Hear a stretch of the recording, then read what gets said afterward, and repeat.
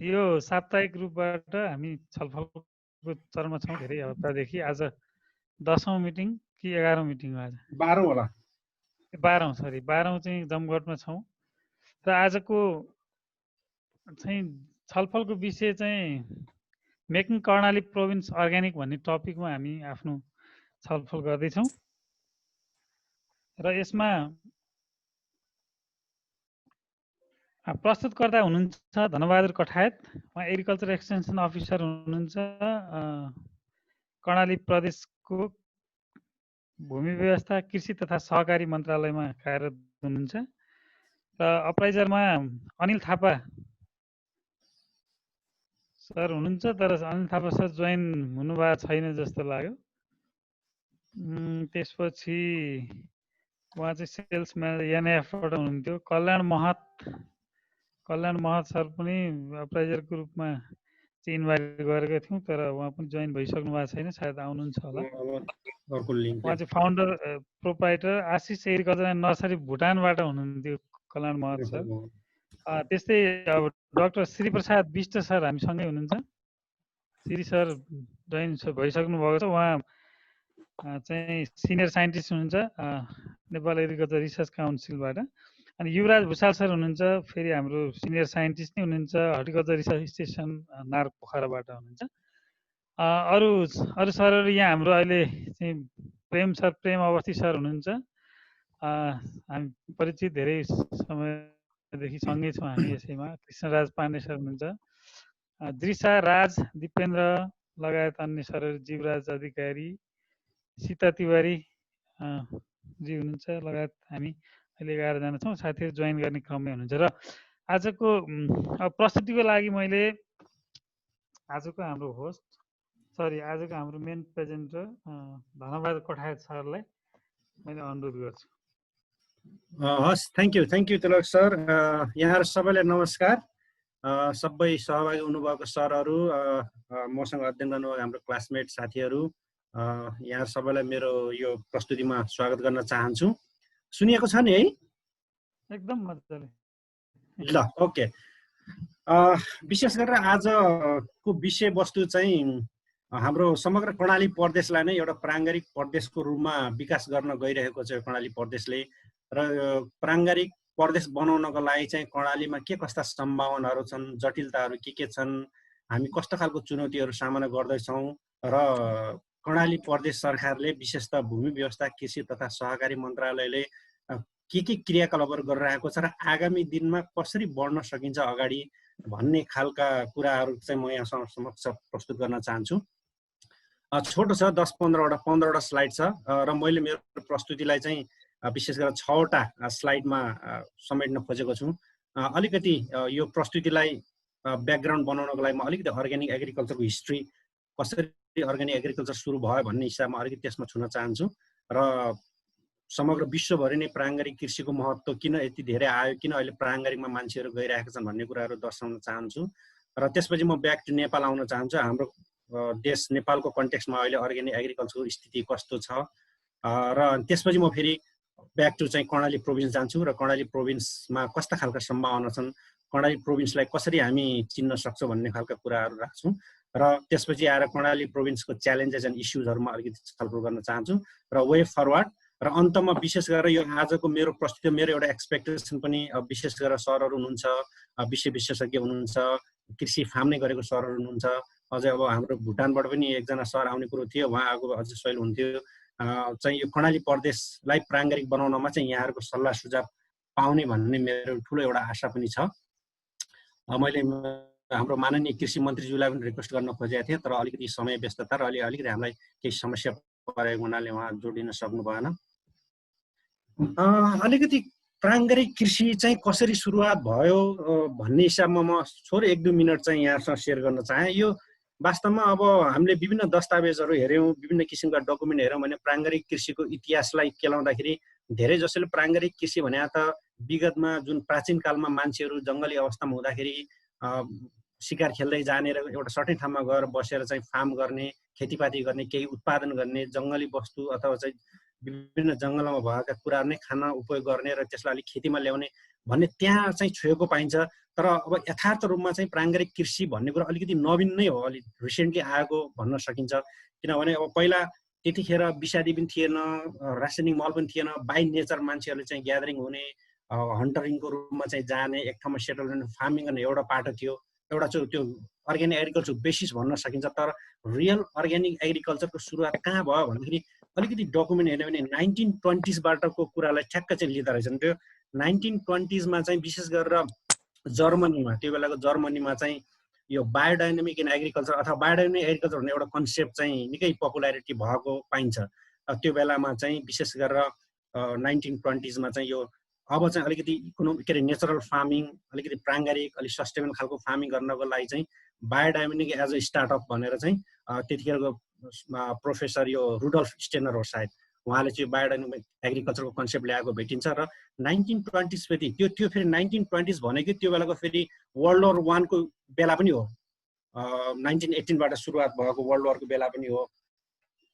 र जब बायोडाइनामिक एग्रिकल्चरको कन्सेप्टहरू आयो त्यसपछि त्यो अलिकति अर्गनाइज मुभमेन्ट इन युकेतिर पनि भएको पाइन्छ। विशेष गरेर युरोपियन देशहरूमा चाहिँ अलिकति यो रासायनिक खेतीपातीले अथवा विषादीको प्रयोगले मानिसको स्वास्थ्य, पर्यावरण, इकोलोजीमा चाहिँ निकै असर परेको भन्ने हिसाबले एक किसिमको मुभमेन्ट पनि भएको भेटाइन्छ। र यसो हेर्दाखेरि एकातिर चाहिँ त्यही बेला हो जुन अर्ली 90s र 1930s-40s को बेलामा एकातिर चाहिँ हरित क्रान्ति पनि सुरुवात भइरहेको 1940s र अर्कोतिर साइड बाई साइड चाहिँ वर्ल्ड वार पनि, फर्स्ट वर्ल्ड वार चाहिँ भएर सकिसकेको। र त्यो अवस्थामा चाहिँ कृषि एकातिर चाहिँ हरित क्रान्तिको रूपमा चाहिँ नयाँ किसिमका चाहिँ विषादीहरू, रासायनिक मलहरूको प्रयोगमा चाहिँ प्रयोग बढाउँदै चाहिँ खाद्य सुरक्षाका कुराहरू अगाडि बढिरहेको। र सँगसँगै चाहिँ वर्ल्ड वार 2 पनि अराउन्ड 1945मा एन्ड भयो, त्यो बेला वर्ल्ड वार 2 पनि भएको। र त्यो बेला एउटा अर्को एउटा इन्सिडेन्ट के हो भन्दा यो भियतनाम वार 1960 तिर भियतनाम वार पनि यसो हेर्दाखेरि समग्र विश्वमा एकातिर चाहिँ कृषिको progress in the sense of green revolution पनि गइरहेको, अर्को साइडमा चाहिँ वर्ल्ड वार 1, वर्ल्ड वार 2 त्यसका इम्प्याक्टहरू पनि भइरहेको। भियतनाम वार भएको, भियतनाम वारमा चाहिँ अलिकति बढी जसो यो हर्बिसाइड प्रयोग गरेर मास अफ स्केल मान्छेहरूलाई मारिरहेको, त्यस्ता खालका इस्युहरू साइड बाई साइड दुइटै आएको देखिन्छ। र त्यो ग्रिन रिभोल्युसनको इम्प्याक्टहरू बिस्तारै एकातिर खाद्य सुरक्षा बढायो, खाद्य सुरक्षामा टेवा पुर्यायो, त्यो एउटा पोजिटिभ पाटो होला। साइड बाई साइड नेगेटिभ पाटोमा चाहिँ विशेष गरी सोइलमा एसिडिफिकेसन भएको, सोइलको न्युट्रिसन चाहिँ कम्प्लिसन के अरे सकिएको, एकदम सोइलको कम्प्याक्सन भएको। भने हामीले खेतीपाती गर्ने जुन प्रमुख आधार सोइलमा नै विशेष किसिमका केमिकल र फिजिकल प्रपर्टिजमा चाहिँ असर पारेको देखिन्छ। र ठ्याक्कै यही असरलाई चाहिँ 1964 तिर यो जब अर्ग्यानिक एग्रिकल्चर कुरा गर्दा रिचल कार्सनको साइलेन्ट स्प्रिङ भन्ने जुन एउटा इन्भाइरोमेन्टलिस्ट हुनुहुन्छ उहाँले त्यो यो विषादीको असर समग्र इन्भाइरोमेन्ट र मान्छेको हेल्थमा परेको इस्युलाई उहाँले उजागर गर्नुभयो। र त्यो बेलाको एकदम फेमस डकुमेन्ट चाहिँ यो साइलेन्ट स्प्रिङ चाहिँ बन्यो। यस्तै हेर्दाखेरि 1920s मा बायोडाइनामिक सुरु भएको, त्यही बेला अलिक वर्ल्ड वार पनि चलेको, फर्स्ट वर्ल्ड वार 1940s तिर आएर ग्रिन रिभोल्युसन पनि चलिरहेको, साइड बाई साइड भियतनाम वारहरू, सेकेन्ड वर्ल्ड वारहरू भइरहेको, त्यसका नेगेटिभ इम्प्याक्टहरू चाहिँ आइरहेको। र 1970s तिर चाहिँ अलिकति इन्भाइरोमेन्टलिस्टहरू विशेष गरेर वातावरणविदहरू चाहिँ अब यो चाहिँ अति भयो, यसले चाहिँ एकदम समग्र उसमा चाहिँ प्रभाव पार्यो भनेर यो दुईटा एक्सट्रिममा हेर्दाखेरि चाहिँ छलफल भइरहेको। र यसका नेगेटिभ इम्प्याक्टमा चाहिँ अझै यो अलिकति 1917 को पछाडि जाने भने जर्मन लाइफ रिफर्म, जर्मनी कन्ट्रीहरूले चाहिँ अब चाहिँ यो धेरै भयो, यो चाहिँ it naturally farm naturally back to root भन्ने हिसाबले हामी चाहिँ अब पहिलाको स्थितिमा जानुपर्छ, यो हाम्रो कन्भेन्सनल एग्रिकल्चरले एकदम ठुलो नेगेटिभ इम्प्याक्ट ल्यायो भनेर यता जर्मनीजहरू चाहिँ लाइफ रिफर्मतिर लागेको, यता अमेरिकनहरू चाहिँ फुड रिफर्म, हामीले खाने खाद्य तत्त्वहरू, हामीले खाएको खाना चाहिँ टु मच चाहिँ हाइली न्युट्रिसियस भयो, एकदम फ्याटको बढी युज भयो, मिटको धेरै युज भयो, यसले गर्दाखेरि ओबिसिटी बढ्यो भनेर दुईटा मुभमेन्ट फेरि चाहिँ 1970 पछाडि चाहिँ चलिरहेको देखिन्छ। र यो मुभमेन्ट पछि चाहिँ 1972 मा चाहिँ आएर आइफोमको स्थापना पनि भयो, जुन यहाँलाई थाहा छँदैछ। त्यसपछि युएन एजेन्सी विशेष गरेर WHO FAO को चाहिँ जोइन्ट इनिसिएसनमा यो कोडेक्स स्ट्यान्डर्डहरू पनि आएको देखिन्छ। मैले यस्तो यो स्लाइडलाई समराइज गर्दाखेरि वास्तव 1920s बाट चाहिँ बायोडाइनामिकबाट स्टार्ट भएको कुराहरू जाँदै गर्दाखेरि 1970-80 तिर आउँदाखेरि चाहिँ हरेक यो विश्वमा चाहिँ अमेरिकनहरू र जर्मनहरू चाहिँ विशेष गरेर हाम्रो स्वास्थ्य, हाम्रो हेल्थमा, हाम्रो चाहिँ डायट्रीमा चाहिँ एकदम ठुलो नकारात्मक प्रभाव पर्यो। र अब हामी चाहिँ नेचरल फार्मिङमा जानुपर्छ, हाम्रो way of eating, way of life चाहिँ नेचरल हुनुपर्छ, भेजिटेरियनमा जानुपर्छ भन्ने किसिमको मुभमेन्ट आइसकेपछि जब आइफएम चाहिँ स्टार्ट भयो अनि आइफएमबाट अहिले हेर्ने भने almost more than almost around 160 कन्ट्रिजहरू चाहिँ आइफएम चाहिँ संलग्न भएर अगाडि बढेको देखिन्छ। यो मैले एउटा एक किसिमको ब्याकग्राउन्ड मात्र राखेँ अर्ग्यानिक एग्रिकल्चरलाई। जब यो हामी मलाई अलिकति लागेको यसमा हामी अर्ग्यानिक एग्रिकल्चर, कन्भेन्सन एग्रिकल्चरको कुरा गर्दाखेरि यो प्रोडक्सन एन्ड प्रोडक्टिभिटीको इस्यु चाहिँ आउँदो रहेछ। अहिले पनि कर्णाली प्रदेशमा हामी यो अर्ग्यानिक एग्रिकल्चर बढ्दै जाँदाखेरि जहाँ कर्णाली यति भोगमरीमा छ, कर्णालीमा चाहिँ मान्छेहरू खान नपाएर उत्पादन कम छ, त्यस्तो ठाउँमा फेरि तपाईँले अर्ग्यानिक ल्याएर कसरी यसको प्रोडक्सन एन्ड प्रोडक्टिभिटी एस्योर गर्नुहुन्छ त? अर्ग्यानिक मान्छेको बुझाइ के भने अर्ग्यानिक एग्रिकल्चरले प्रोडक्टिभिटी बढाउँदैन, प्रोडक्सन बढ्दैन। हामीले जसरी रासायनिक माल हालेर चाहिँ पर युनिट एरियामा चाहिँ कस्ट के अरे प्रोडक्टिभिटी हाई गर्न सक्छौँ, त्यो त हुँदै हुँदैन भन्ने खालको डायलेक्ट धेरै आउँछ। र अझै डेभलपिङ कन्ट्रिजमा जहाँ अलिकति अझ बुझाइ कम छ अर्ग्यानिक एग्रिकल्चरमा, यही यो मेजर इस्यु आउने। र यो मेजर इस्युलाई चाहिँ मैले एड्रेस गर्नलाई यो स्लाइड चाहिँ अति इम्पोर्टेन्ट चाहिँ मान्छु। अब हामी यदि अर्ग्यानिक वास्तवमा हङ्गर चाहिँ को त, अथवा हङ्ग्री चाहिँ कहाँ छन् त, हङ्गर भएका मान्छेहरू कहाँ छन् भन्ने कुरा चाहिँ अलिक इम्पोर्टेन्ट हुन्छ जस्तो लाग्छ। जस्तो अहिले विश्वभरिको तथ्याङ्कलाई हेर्ने भने वास्तवमा चाहिँ अब दिगो विकासको लक्ष्य पनि टु इराडिकेट हङ्गर भनेकै छ। त्यसमा पनि यदि हामी सही रूपमा हङ्गर इराडिकेट गर्ने नै हो भने वास्तवमा को त mostly affected population, where are the mostly affected population भन्दाखेरि यो स्लाइडलाई हेर्नुभयो भने तपाईँले वास्तवमा विश्वभरिको अहिले जति पनि छ अलमोस्ट 50% किसानहरू हाम्रो साना किसान नै हो। नेपालको स्थितिलाई पनि हेर्ने भने हाम्रो अलमोस्ट लेस देन 0.5 हेक्टर छ, लेस देन हाफ हेक्टर छ। भनेपछि अझै कर्णालीको कन्टेक्स्टमा जाने भने त यति साना किसानहरू छन्। त्यो हिसाबले गर्दाखेरि चाहिँ almost 50% of the world population चाहिँ स्मल फार्मर हो। र यही स्मल होल्डर फार्मर जो उनीहरू नै हङ्गरसँग चाहिँ स्ट्राइक गरिरहेका छन्, हङ्गरको विरुद्ध उनीहरू नै लडिरहेका छन्। मोस्टली भल्नरेबल पपुलेसन भनेको यो स्मल होल्डर फार्म। र संसारको चाहिँ फुड सेयरलाई हेर्ने भने 70% of the total foods production चाहिँ यो स्मल होल्डर फार्मर्सबाट नै कन्ट्रिब्युट भएको देखिन्छ। यसो हेऱ्यो भने 30% मात्र यो इन्डस्ट्रियल एरिया हो, जहाँ चाहिँ यो कर्पोरेट फार्म्सहरू छन्, ठुल्ठुला बिजनेसहरू छन्, फुड इन्डस्ट्रीहरू छन्, जसले चाहिँ प्रोसेसिङ फुड, रेडिमेड फुडहरू तयार गर्छन्। त्यसको सेयर भने त अलमोस्ट 30% मात्र हो। तर 70% अफ द फुड चाहिँ contributed by this small holder farmers. भनेपछि हामी small holder farmers are the mostly affected population हङ्गरको हिसाबले। र स्मल होल्डर फार्म नै यस्तो फार्म कम्युनिटी हो जसको चाहिँ यो कन्भेन्सनल एग्रिकल्चरमा जाने क्यापेबिलिटी एकदम कम हुन्छ। दे आर हाइली रिस्क, उहाँहरूको जाने क्षमतै हुँदैन। उहाँहरूले सदियो कालदेखि आफूले नै अर्ग्यानिक एग्रिकल्चर गरेर आफ्नो ट्रेडिसन, आफ्नो कल्चरमै नै रमाएर लोकेसन स्पेसिफिक उत्पादन गरिरहेका छन्।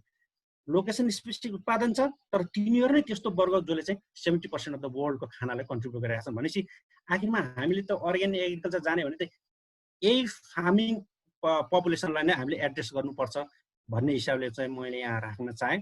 त्यो भएर अलि एउटा तल लेखिएको छ यो only practical way to end hunger is to grow the food locally where it is needed by the people भनेर वास्तवमा साना किसान जहाँ बस्छन्, जहाँ उहाँले उत्पादन गर्छन्, जुन उहाँको चाहिँ आफ्नो योग्यता, आफ्नो क्षमता र आफ्नो रिसोर्स युज गर्छन्, वास्तवमा त्यही नै हामीले चाहिँ कृषिलाई चाहिँ त्यहीँको प्रविधिलाई नै अलिकति परिष्कृत गरेर त्यही कन्टेक्स्ट स्पेसिफिक एग्रिकल्चर चाहिँ हामीले अगाडि बढाउन सक्यौँ भने अनि मात्र हङ्गर इराडिकेट हुन सक्छ।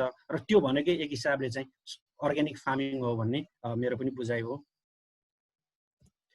अब मैले अलिकति दुईटा स्लाइडबाट अलिकति कन्टेक्स्ट हिस्टोरी र अनि अलिकति वास्तवमा हामी अर्ग्यानिक एग्रिकल्चरै जाने भनेपछि हामी कसलाई टार्गेट गर्नुपर्ने रहेछ, अर्ग्यानिक एग्रिकल्चर विशेष गरेर कसलाई टार्गेट गर्दो रहेछ भन्ने हिसाबले मैले दुईटा प्रस्तुति राखेँ। र म अलिकति कर्णालीमा जान्छु। अब वास्तवमा हामी यति कर्णाली प्रदेशलाई अर्ग्यानिक बनाउने भनेर लागिरहेका छौँ। सम्भवतः यो फेडरलिजम आइसकेपछि पहिलो मिटिङबाट नै कर्णाली प्रदेश सभाले चाहिँ पारित गरेको रहेछ एउटा निर्णय, नीतिगत निर्णय चाहिँ के गरेको रहेछ भन्दाखेरि कर्णाली प्रदेशलाई अर्ग्यानिक प्रदेशको रूपमा चाहिँ विकसित गर्दै लैजाने। अहिले नै डिक्लेयर त भएको छैन, it will take some times, तर चाहिँ हाम्रो एन्ड गोल चाहिँ अब यसलाई अर्ग्यानिक स्टेटमा डिक्लेयर गर्ने, त्यसको लागि हामी तयार हुने भन्ने खालको एउटा नीतिगत निर्णय भएको रहेछ र त्यही अनुसार हामी अगाडि बढिरहेका छौँ। र त्यो निर्णयलाई चाहिँ वास्तवमा आधार हुने मैले यहाँ दुई चारवटा पोइन्ट ल्याउन खोजेँ। वास्तव त्यो नीतिगत निर्णय भएको छ, त्यो नीतिगत निर्णयलाई चाहिँ सफल बनाउनको लागि, सम्भव तुल्याउनको लागि कर्णालीको फिचर्सले चाहिँ सपोर्ट गर्छ जस्तो लाग्छ।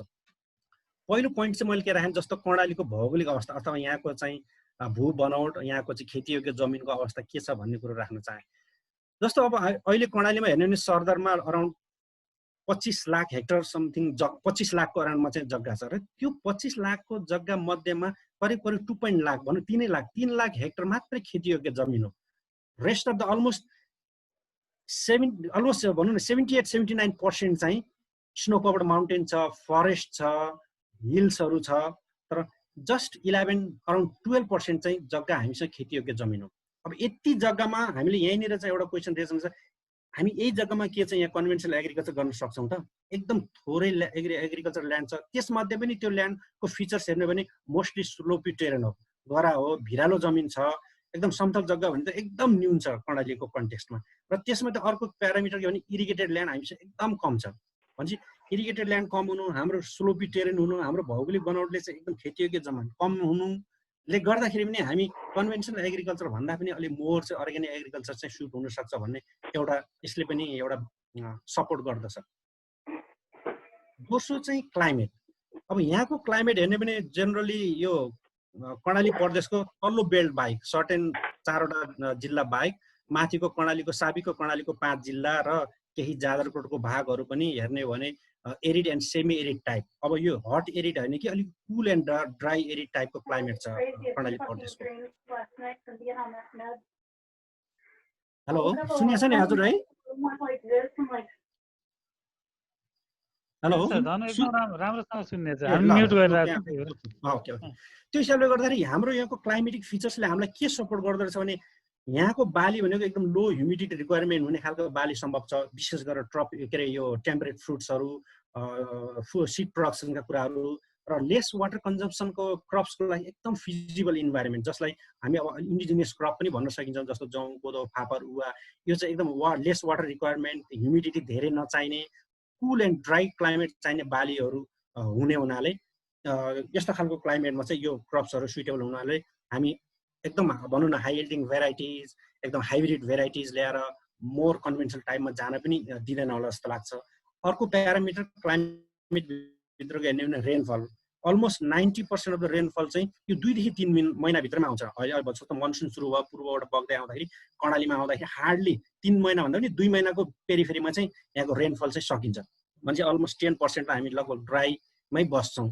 र अर्को एभरेज एनुअल रेनफल हेर्ने भने not more than 50 centimetre, 500 mm भन्दा बढी पनि छैन। त्यो हिसाबले पानी पनि कम पर्ने र जुन टप सोइलको लेभल छ, यो टप सोइलको लेभल अराउन्ड 2 सेन्टिमिटरको भन्ने डकुमेन्टमा मैले सर्च गर्दाखेरि पाएँ भन्दाखेरि एक त टप सोइल एकदम कम, त्यसमा स्लोपी नेचर अफ ल्यान्ड, त्यसमा रेनफल एकदम कम हुने, भइहालेको रेनफल चाहिँ विदिन 2 मन्थ्स आउने र अनि त्यसले गर्दाखेरि यो टप सोइलहरू पनि बगेर जाने, सोइल इरोजन हुने, त्यस्ता खालका चाहिँ घटनाहरू इभेन्ट्सहरू चाहिँ भइरहेको हुन्छ। त्यो हिसाबले यो क्लाइमेटलाई पनि एउटा विशेष गर्ने भने मोर चाहिँ अर्ग्यानिक एग्रिकल्चरलाई फेभर गर्ने खालको दिन्छ।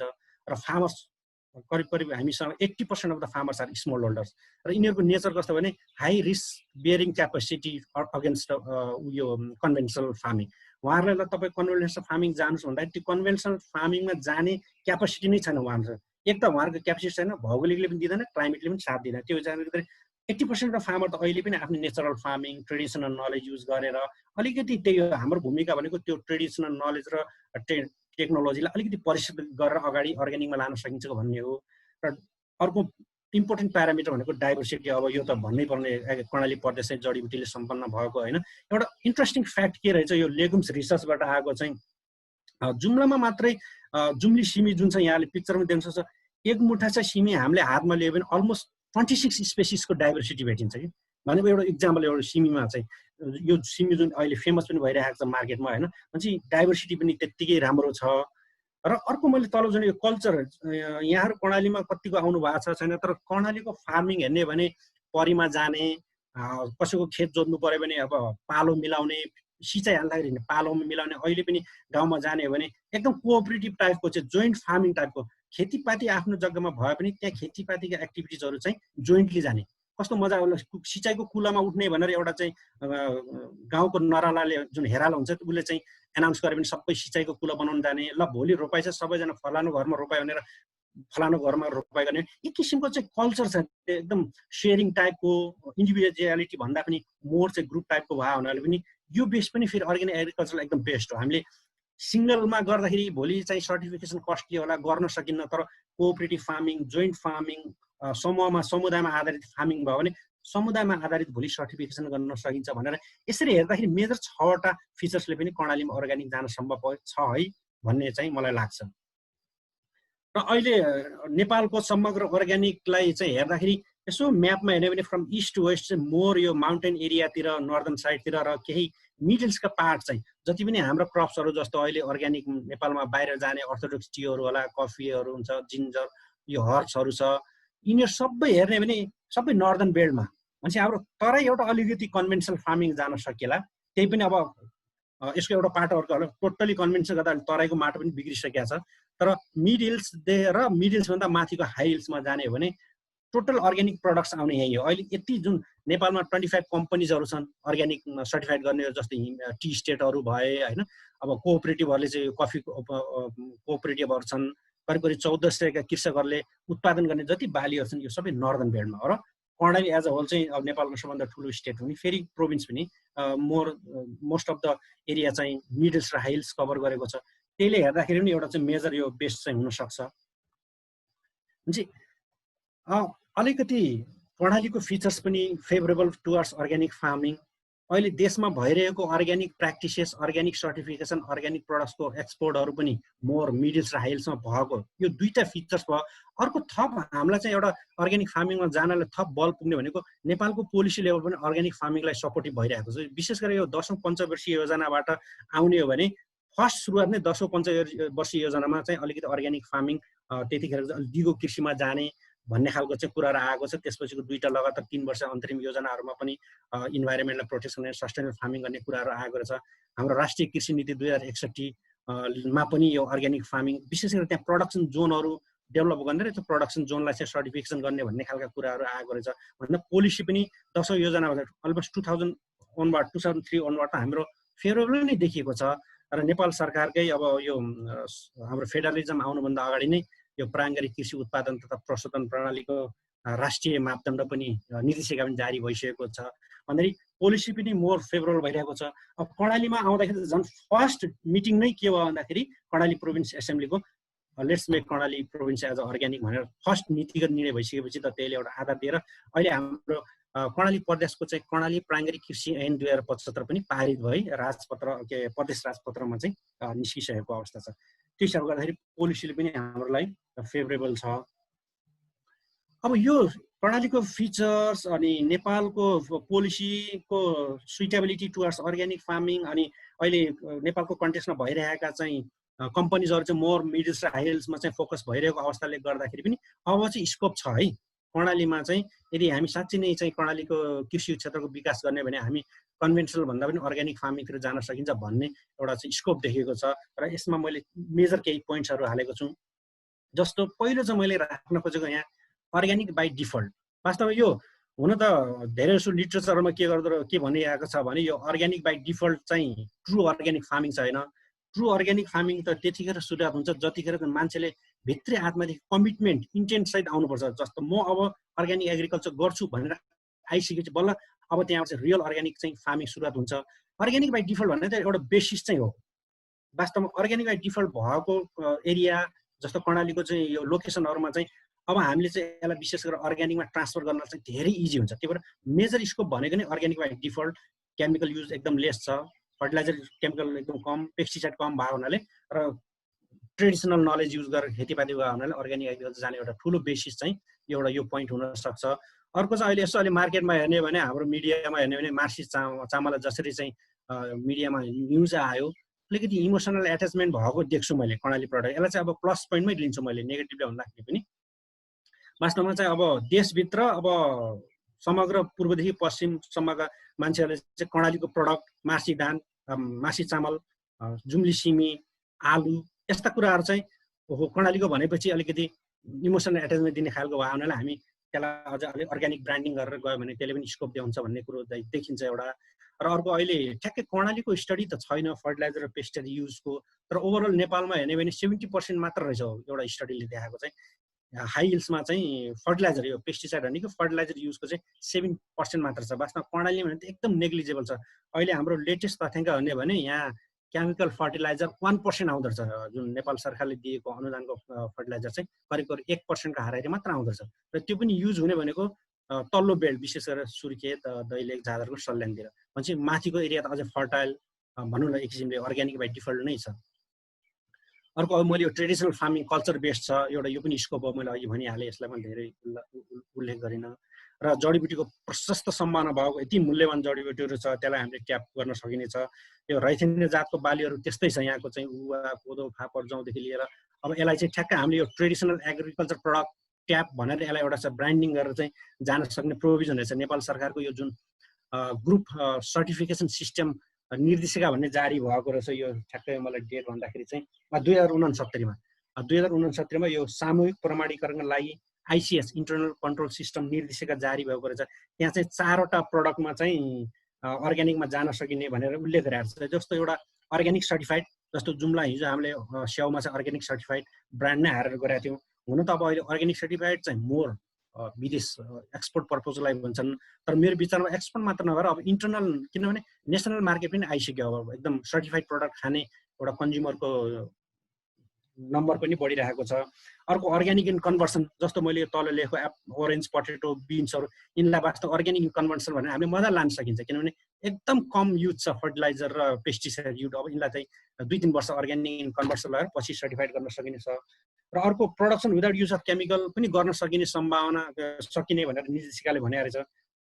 र अर्को 4थमा चाहिँ यो ट्रेडिसनल एग्रिकल्चर प्रडक्ट जुन माथिल्लो हाई हिल्समा हुने स्थानीय रैथाने बालीहरूलाई चाहिँ ट्याप भनेर ब्रान्डिङ गरेर चाहिँ अगाडि लान सकिने निर्देशिकाले पनि दियो भनेर हामीले यसरी कर्णालीका चाहिँ जति पनि प्रडक्टहरू छन् त्यसलाई 4वटा क्याटेगोरीमा पनि बाँडेर जान सकिन्छ एउटा स्कोप छ। केही प्रडक्टलाई सर्टिफाइड नै गर्ने, जस्तो एप्पल हुनसक्छ, ओरेन्ज एप्पल हुनसक्छ किन एक लेभल अगाडि आइसक्यो हुनाले। अर्को अर्ग्यानिक कन्भर्सन जानलाई ओरेन्ज, पटेटो, बिन्स यिनीहरूलाई मजाले अर्ग्यानिक कन्भर्सन गरेर पछि सर्टिफाइड गर्न सकिन्छ भन्दाखेरि यो रैथाने बालीहरूलाई चाहिँ ट्याप भनेर चाहिँ ब्रान्डिङ गरेर जान सकिने सम्भावना देख्छु मैले। त्यो हिसाबले गर्दाखेरि स्कोप चाहिँ धेरै देख्छु अर्ग्यानिक एग्रिकल्चर कर्णाली प्रोभिन्समा। तथापि यति हुँदा हुँदै पनि च्यालेन्जेस धेरै छ। अब म पनि यसलाई 1 वर्ष हुन त अब यहाँको स्थानीयवासी पनि हुँ। जुम्लामा हामीले जुन अर्ग्यानिक सर्टिफिकेसन इन एप्पल गऱ्यौँ त्यसको पनि अनुभव त छ। तर अहिले आएर देशको जुन यो सिस्टम छ फेडरलिजम, अलिकति प्रोभिन्स लेभलमा मैले अलि 1 वर्ष काम गर्दाखेरि province level still in transition जस्तो लाग्छ। अब धेरै कुरा बुझ्नु छ इन टर्म्स अफ पोलिटिकल पार्टीहरूले यहाँको सिस्टमदेखि लिएर बुझाउनु पर्ने धेरै कुराहरू देख्छ। अन्त अर्ग्यानिक एग्रिकल्चरको केसमा चाहिँ किसानहरूलाई यो अवेरनेस यति च्यालेन्जिङ भएको छ हामीलाई। उहाँहरूको मेजर भनेको अर्ग्यानिक एग्रिकल्चरले चाहिँ प्रोडक्टिभ इन्क्रिज गर्छ कि गर्दैन, हामीलाई हिजोको भन्दा अहिलेको प्रोडक्टिभ बढ्छ बढ्दैन। अब हामीसँग धेरै स्टडिजहरू छ अर्ग्यानिक एग्रिकल्चरले चाहिँ इन द लङ रन चाहिँ प्रोडक्टिभ बढ्छ, यसको चाहिँ नाफा बढी छ, यसमा कस्ट अफ इनपुट एकदम कम लाग्ने हुनाले पर्सेन्टेज अफ प्रफिट चाहिँ बढी आउँछ भन्ने हामी अलिकति टेक्निकल लेभलमा त हुने हो। तर यो कुरालाई किसानसम्म लानलाई एकदम च्यालेन्जिङ छ। अब हामी कोसिस त गरिरहेको छ तर it takes time I think. अब यो किन रहेछ भन्दा त्यो अवेरनेस जानको लागि मान्छेले चाहिँ बिसाइदिहाल्यो भने स्वास्थ्य बिग्रिन्छ, इन्भाइरोमेन्ट बिग्रिन्छ भन्ने त मजाले थाहा पाउँदो रहेछन्। तर अर्ग्यानिक एग्रिकल्चर गरेर उहाँले टेन्जिबल बेनिफिट के पायो त? अझै भन्यो भने मैले अर्ग्यानिक खेती गरेर मैले हिजो 10 रुपियाँ प्रति केजी स्याउ पर्नेलाई अहिले मैले 15 पाएँ, 5 रुपियाँ चाहिँ मैले अर्ग्यानिक गर्दा पाएँ भने त्यो फिलिङ देखाउन चाहिँ एकदम महसुस गराउनु बडा च्यालेन्जिङ रहेछ। त्यो हिसाबले गर्दा यो हङ्गर भर्सेस प्रोडक्टिभिटी चाहिँ अझै आइरहेको छ। यहाँ चाहिँ अब विभिन्न पोलिटिकल पार्टीहरूले होइन हामी अर्ग्यानिक जाँदैछौँ, सम्भवतः के हामी साँच्चै भोकमरी अन्त गर्न सक्छौँ त, उत्पादकता बढाउन सक्छौँ त भन्ने चाहिँ इस्युजहरू आइरहेको हुन्छ।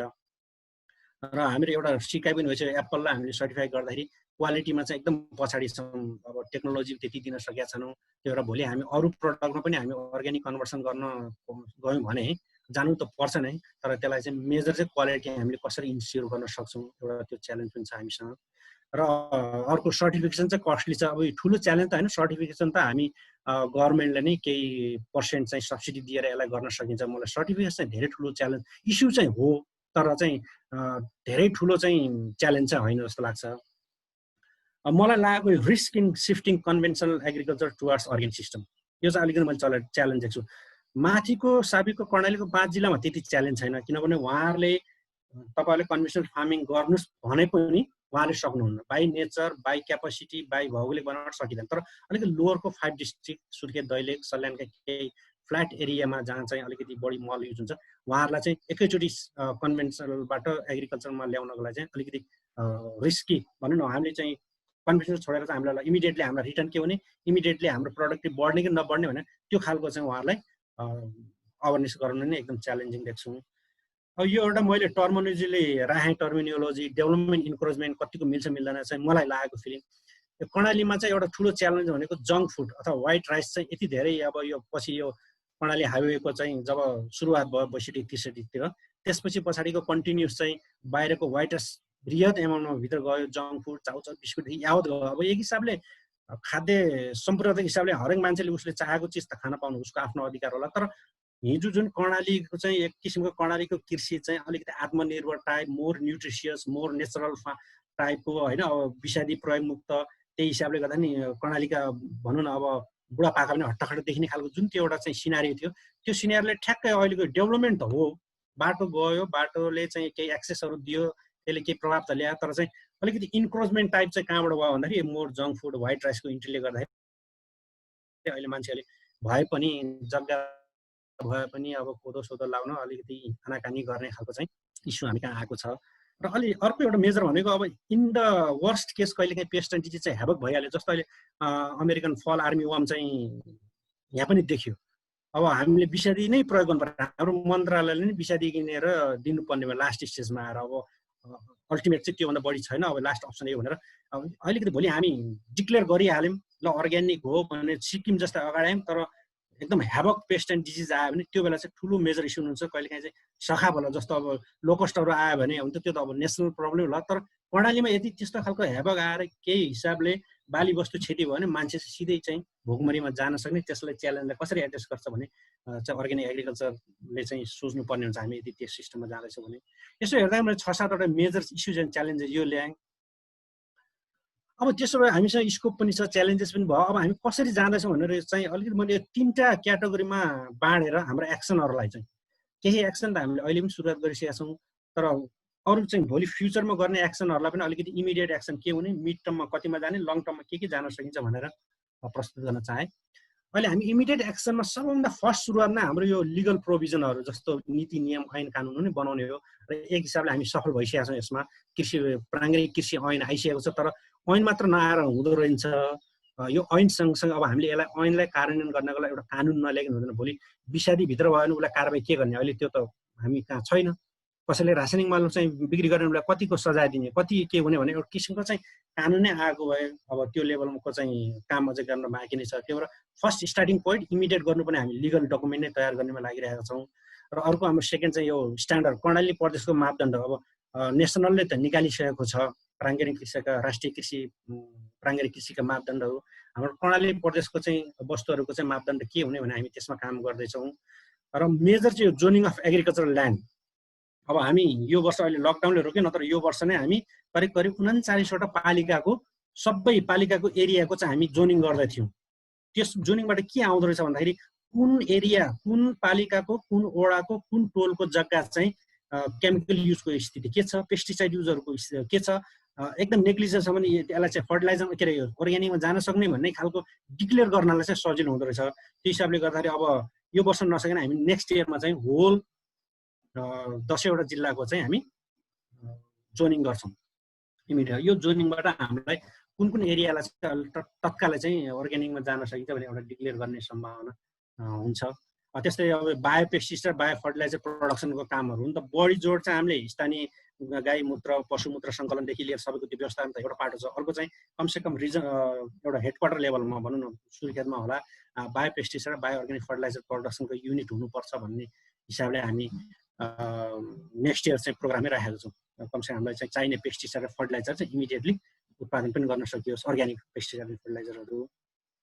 र अर्को चाहिँ हाम्रो इमिडिएट एक्सन भनेको हाम्रो विगत वर्षदेखि चलिआएको चाहिँ हामीले यो organic intervention from production to मार्केटिङसम्म केही कुराहरू चाहिँ केही ट्रेनिङदेखि लिएर केही युनिटहरू डेभलपमेन्टका कुराहरू लिएर हामी त्यो चाहिँ गरिरहेको छौँ। यसो हेर्दा सरस्वती 6-7वटा चाहिँ एक्टिभिटी चाहिँ इमिडिएटली गर्नुपर्ने जो चाहिँ सुरुवात गरिसकेका छौँ। अब अलिकति मिड टर्ममा चाहिँ हामीले यो गर्ने भन्छ, यदि अर्ग्यानिक एग्रिकल्चरलाई चाहिँ सक्सेस नै गर्ने भने विदेशको चाहिँ अनुभव, सिक्किमको अनुभवहरू हेर्ने भने उहाँहरूले यो फार्मर्स प्रोडक्सन युनिट, प्रोडक्सन सिस्टमलाई पनि सँगसँगै अर्ग्यानिक बनाउँदै लगाएका छन् भने सँगसँगै चाहिँ यो टेक्निकल ह्युमन रिसोर्स डेभलपमेन्टको लागि चाहिँ युनिभर्सिटीसँग अर्ग्यानिक एग्रिकल्चर कोर्सहरू पनि डेभलप गर्दै गएका छन्। र अर्को थर्ड क्याटेगोरी चाहिँ रिसर्च इन्स्टिट्युटहरू अर्ग्यानिक सम्बन्धी नै रिसर्च गर्ने इन्स्टिट्युटहरू पनि सँगसँगै डेभलप गरेर लगेको देखिन्छ। अब हामी मिड टर्म एक्सनको रूपमा यसलाई राख्यौँ, तर स्टार्ट त अहिले पनि स्टार्ट त गर्न खोजिरहेका छौँ। इमिडिएटली नभए पनि कमसेकम अबको 2-3 वर्षमा हामीले एटलिस्ट केही सुरुवात त भएको छ, एटलिस्ट एउटा agriculture course BSc agriculture organic agriculture पढाउन सक्ने खालको चाहिँ यहाँ सुर्खेतमा स्थापना गर्न सक्यौँ र रिसर्च इन्स्टिट्युट चाहिँ स्थापना गर्न सक्यौँ भने बल्ल चाहिँ हाम्रो अर्ग्यानिक एग्रिकल्चर सफल हुन सक्छ भनेर अब मिड वेस्टर्न युनिभर्सिटीले मध्यपश्चिम विश्वविद्यालयले त अर्ग्यानिक एग्रिकल्चर कोर्स कन्टेन्ट बनाउँदैछ। यो जर्मनको सायद क्यासल युनिभर्सिटीसँग मिलेर अर्ग्यानिक एग्रिकल्चरको कोर्स करिकुलम डेभलप गर्दैछ। अब एएफयूसँगको चाहिँ एफिलिएसनमा चाहिँ ब्राइट मध्यपश्चिमले बिएससी एग्रिकल्चर कोर्स त सञ्चालन गरि नै रहेको छ। त्यसमा अझै बढी फोकस अर्ग्यानिक नै कोर्स कन्टेन्टहरू राख्न हामीले सहजीकरण गर्दैछौँ। र अलिकति यो अर्ग्यानिक रिसर्च इन्स्टिट्युट हाम्रै लेभलबाट त अहिले तत्कालै गर्न नसके पनि नेपाल कृषि अनुसन्धान परिषदसँग हामीले समन्वय गरेर रिसर्च पनि सँगसँगै लान सकिने हिसाबले दशरथपुरहरूसँग राजीकोट जुम्लासँग काम गर्ने सोच बनाउँछौँ। दशरथपुरसँग त एग्रिमेन्ट नै भइसकेको छ, अरूहरूसँग पनि हामी अब आफै अहिले इमिडिएटली गर्न नसके पनि लङ टर्ममा त आफ्नो रिसर्च इन्स्टिट्युट चाहिँ प्रदेशले गर्नै पर्छ। तथापि अहिले चाहिँ नेपाल सरकारकै जुन रिसर्च इन्स्टिट्युट छ उहाँहरूसँग समन्वय गरेर गर्न पर्ने एउटा एक्सन छ। र अन्तमा आएर लङ टर्म एक्सनको रूपमा चाहिँ हामीले अलिकति यो एक्रिडिएसन क्वालिटी कन्ट्रोल ल्याब चाहिँ इन द फ्युचर चाहिँ यो हुनै पर्छ। यदि हामी अर्ग्यानिक डिक्लेयर गर्ने यति यो immediate action mid term action र यो लङ टर्म एक्सन मैले भनेकै एक्सनहरू हामीले विदिन 3 to 5 इयर्स लाग्न सक्ला। यो पिरियडमा हामीले चाहिँ गर्न सक्यो भने बल्ल चाहिँ मेरो विचारमा कर्णालीलाई अर्ग्यानिक डिक्लेयर गर्न फिजिबल हुन्छ होला, अथवा चाहिँ अब हाम्रो चाहिँ सबै basic requirement of organic agriculture भयो, अब चाहिँ डिक्लेयर गरौँ भनेर जान सकिन्छ जस्तो लाग्छ मलाई। त्यो हिसाबले क्वालिटी कन्ट्रोल ल्याब चाहिँ इन द फ्युचर चाहिँ चाहिन्छ। र एउटा सुरुवात चाहिँ हामीले यो अर्ग्यानिक यसरी जस्तो यो आजको डिस्कसन म अहिले सरहरूबाट कर्णालीलाई कसरी चाहिँ जान सकिन्छ भने केही सल्लाह सुझाव पनि आउला। यो प्रथम कर्णाली अर्ग्यानिक सम्मेलन वास्तवमा कुनै पनि स्टेटले गरेन, हामीले कर्णाली प्रदेशले गत फागुन 9 देखि 11 सम्म समथिङ 3 दिनको चाहिँ प्रथम कर्णाली प्राङ्गारिक सम्मेलन हो। अब यहाँ इन्टरनेसनल लेभल हो, तर अहिले नै इन्टरनेसनल नराखौँ भन्ने कुरा आयो। हामीले चाहिँ विशेष गरेर सिक्किमका कृषि मन्त्रीलाई इन्भाइट गरेका थियौँ, तर अलिकति छोटो खबर भएको हुनाले आउन सक्नु भएन। उहाँले आउने इच्छा राख्दा उहाँलाई ल्याउन सकिन। जसरी यो अलिकति एरिड टेक्नोलोजीमा चाहिँ नाम कमाएको सोनु वाङचुक जसले चाहिँ यो आइस स्तूपहरू बनाए, उहाँसँग पनि हामीले कनेक्ट गरेका छौँ। तर उहाँको चाहिँ के हुँदो रहेछ भने 1 महिना टाइम चाहिँ अगाडि खबर गर्नुपर्छ। उहाँ चाहिँ फ्लाइट कहिले पनि युज नगर्ने र उहाँ चाहिँ बाई रोड मात्र आउने भए हुनाले त्यो पनि उहाँले ल्याउन सकिन। तर भारतका विशेष गरेर उत्तराखण्ड उत्तराञ्चल जहाँ चाहिँ कर्णालीको परिवेश हावापानी मिल्छ त्यो ठाउँबाट 6 जना भारतीय एक्सपर्टहरू ल्याएर अनि करिब 300-400 जनाको उपस्थितिमा हामीले यो प्रथम कर्णाली सम्मेलन सफल पार्यौँ। र यसबाट एकदम मजाको एकदम राम्रो फ्रुटफुल सजेसन आएको थियो। एउटा चाहिँ अर्ग्यानिक एग्रिकल्चरमा जाने हो कर्णाली प्रदेशलाई डिक्लेयर गर्ने र परिषद अथवा समिति गर्नै पर्छ भन्ने कुरा आएको छ। वास्तव त्यो इम्पोर्टेन्ट छ जस्तो लाग्छ।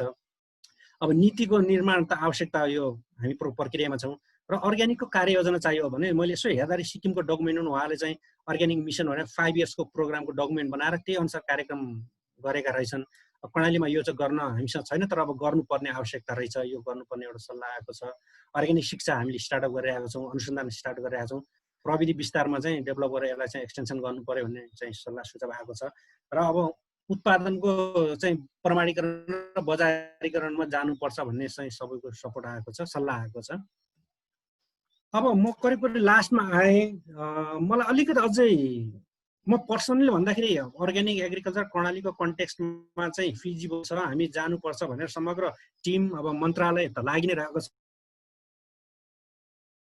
एउटा क्वेसन चाहिँ साह्रै डिलेमा भइरहेको छ मेरो मनमा पनि, अब सरहरूको सल्लाह पनि पाऊँ। यहाँ अब धेरैसो डिस्कसनमा के आयो भने कर्णाली प्रदेशलाई हामी एकैचोटि स्टेटको रूललाई होल स्टेटलाई नै डिक्लेयर गरौँ कि or let's go by product or by region. हामी अहिले जोनिङ गरौँ, यो जोनिङको काम सकिसकेपछि कुन कुन एरियालाई लोकेसनहरूलाई चाहिँ हामी डिक्लेयर गर्न सक्छौँ त्यतिलाई डिक्लेयर गरौँ र त्यो एरियामा हुने प्रडक्ट के हुनसक्छ, मानव बिन्स होला अथवा एप्पल होला अथवा ओरेन्ज होला, 3-4वटा प्रडक्ट 3-4वटा लोकेसनलाई डिक्लेयर गरेर त्यसरी जाउँ भन्ने एउटा पार्ट छ डिस्कसनमा। अर्को पार्टको चाहिँ अर्को साइडमा चाहिँ होइन एज अ होल कर्णाली प्रोभिन्सलाई नि नीति आइसकेको छ, ऐन बनिसकेको छ, होल कर्णालीले नै अर्ग्यानिक डिक्लेयर गर्नुपर्छ जसरी चाहिँ सिक्किमले गर्यो। बरु सर्टेन टाइम लाग्ला, यसका केही फाउन्डेसनहरू चाहिँ बनाऊ, तर चाहिँ होल कर्णालीलाई नै डिक्लेयर गरौँ भन्ने आएको छ। अब यसमा चाहिँ मेरो पर्सनल उसमा हेर्दाखेरि चाहिँ जुम्लाको अनुभव हुँदाखेरि पनि के भन्छ न, हामीले डिक्लेयर गरेपछि काम गर्नुपर्ने बाध्यता हुँदो रहेछ। त्यो भएर लेट्स डिक्लेयर इट। अब लेट्स डिक्लेयर भने त अहिले त हुन्न होला, तर एटलिस्ट भनौँ न 5-10 इयर्स हामी अघि मैले भनेका ती इमिडिएट मिड टर्म र लङ टर्म एक्सनहरू चाहिँ गर्दै जाउँ, तर अन्ततको त हामी चाहिँ लक्ष्य चाहिँ एज अ होल कर्णाली नै डिक्लेयर गरौँ। त्यो गरेपछि चाहिँ हामी डिक्लेयर भएपछि झन् हाम्रो काम गर्नुपर्ने बाध्यता हुन्छ नि, हामी काम गर्नतिर लाग्छौँ। तर अलिकति लोकेसन स्पेस जाउँ भन्दा भोलि कुनै लोकेसनमा गएर कुनै ठाउँमा सफल होला, कुनै ठाउँ नहोला। जुम्लामा पनि पहिला नेपालको पहिलो जिल्ला भनेर अर्ग्यानिक डिक्लेयर गर्यो। धेरै जसोको चाहिँ के थियो भने यसलाई चाहिँ अब होल जिल्ला नगरिकन सर्टेन गाविस गरेको भए त्यो बेलाको चाहिँ सफल हुन्थ्यो भन्ने कुरा पनि आएका थिए। त्यस कारणले गर्दा मैले यो क्वेसन चाहिँ सरहरूकै माझमा पनि राखेँ। अहिले यहाँहरूको पनि सल्लाह सुझाव लिउँला। हुन्छ, यति भन्दै मैले let's eat healthy, be healthy and do healthy. वास्तवमा चाहिँ अहिले हामी सबै एकदम अवेर छौँ। हाम्रो एक लेभलको चाहिँ भनौँ न बौद्धिक लेभलको वर्ग त हामी अवेर नै छौँ, तर किसानलाई पनि एकदम यसको बुझाउन चाहिँ एकदम जरुरी भइसकेको छ।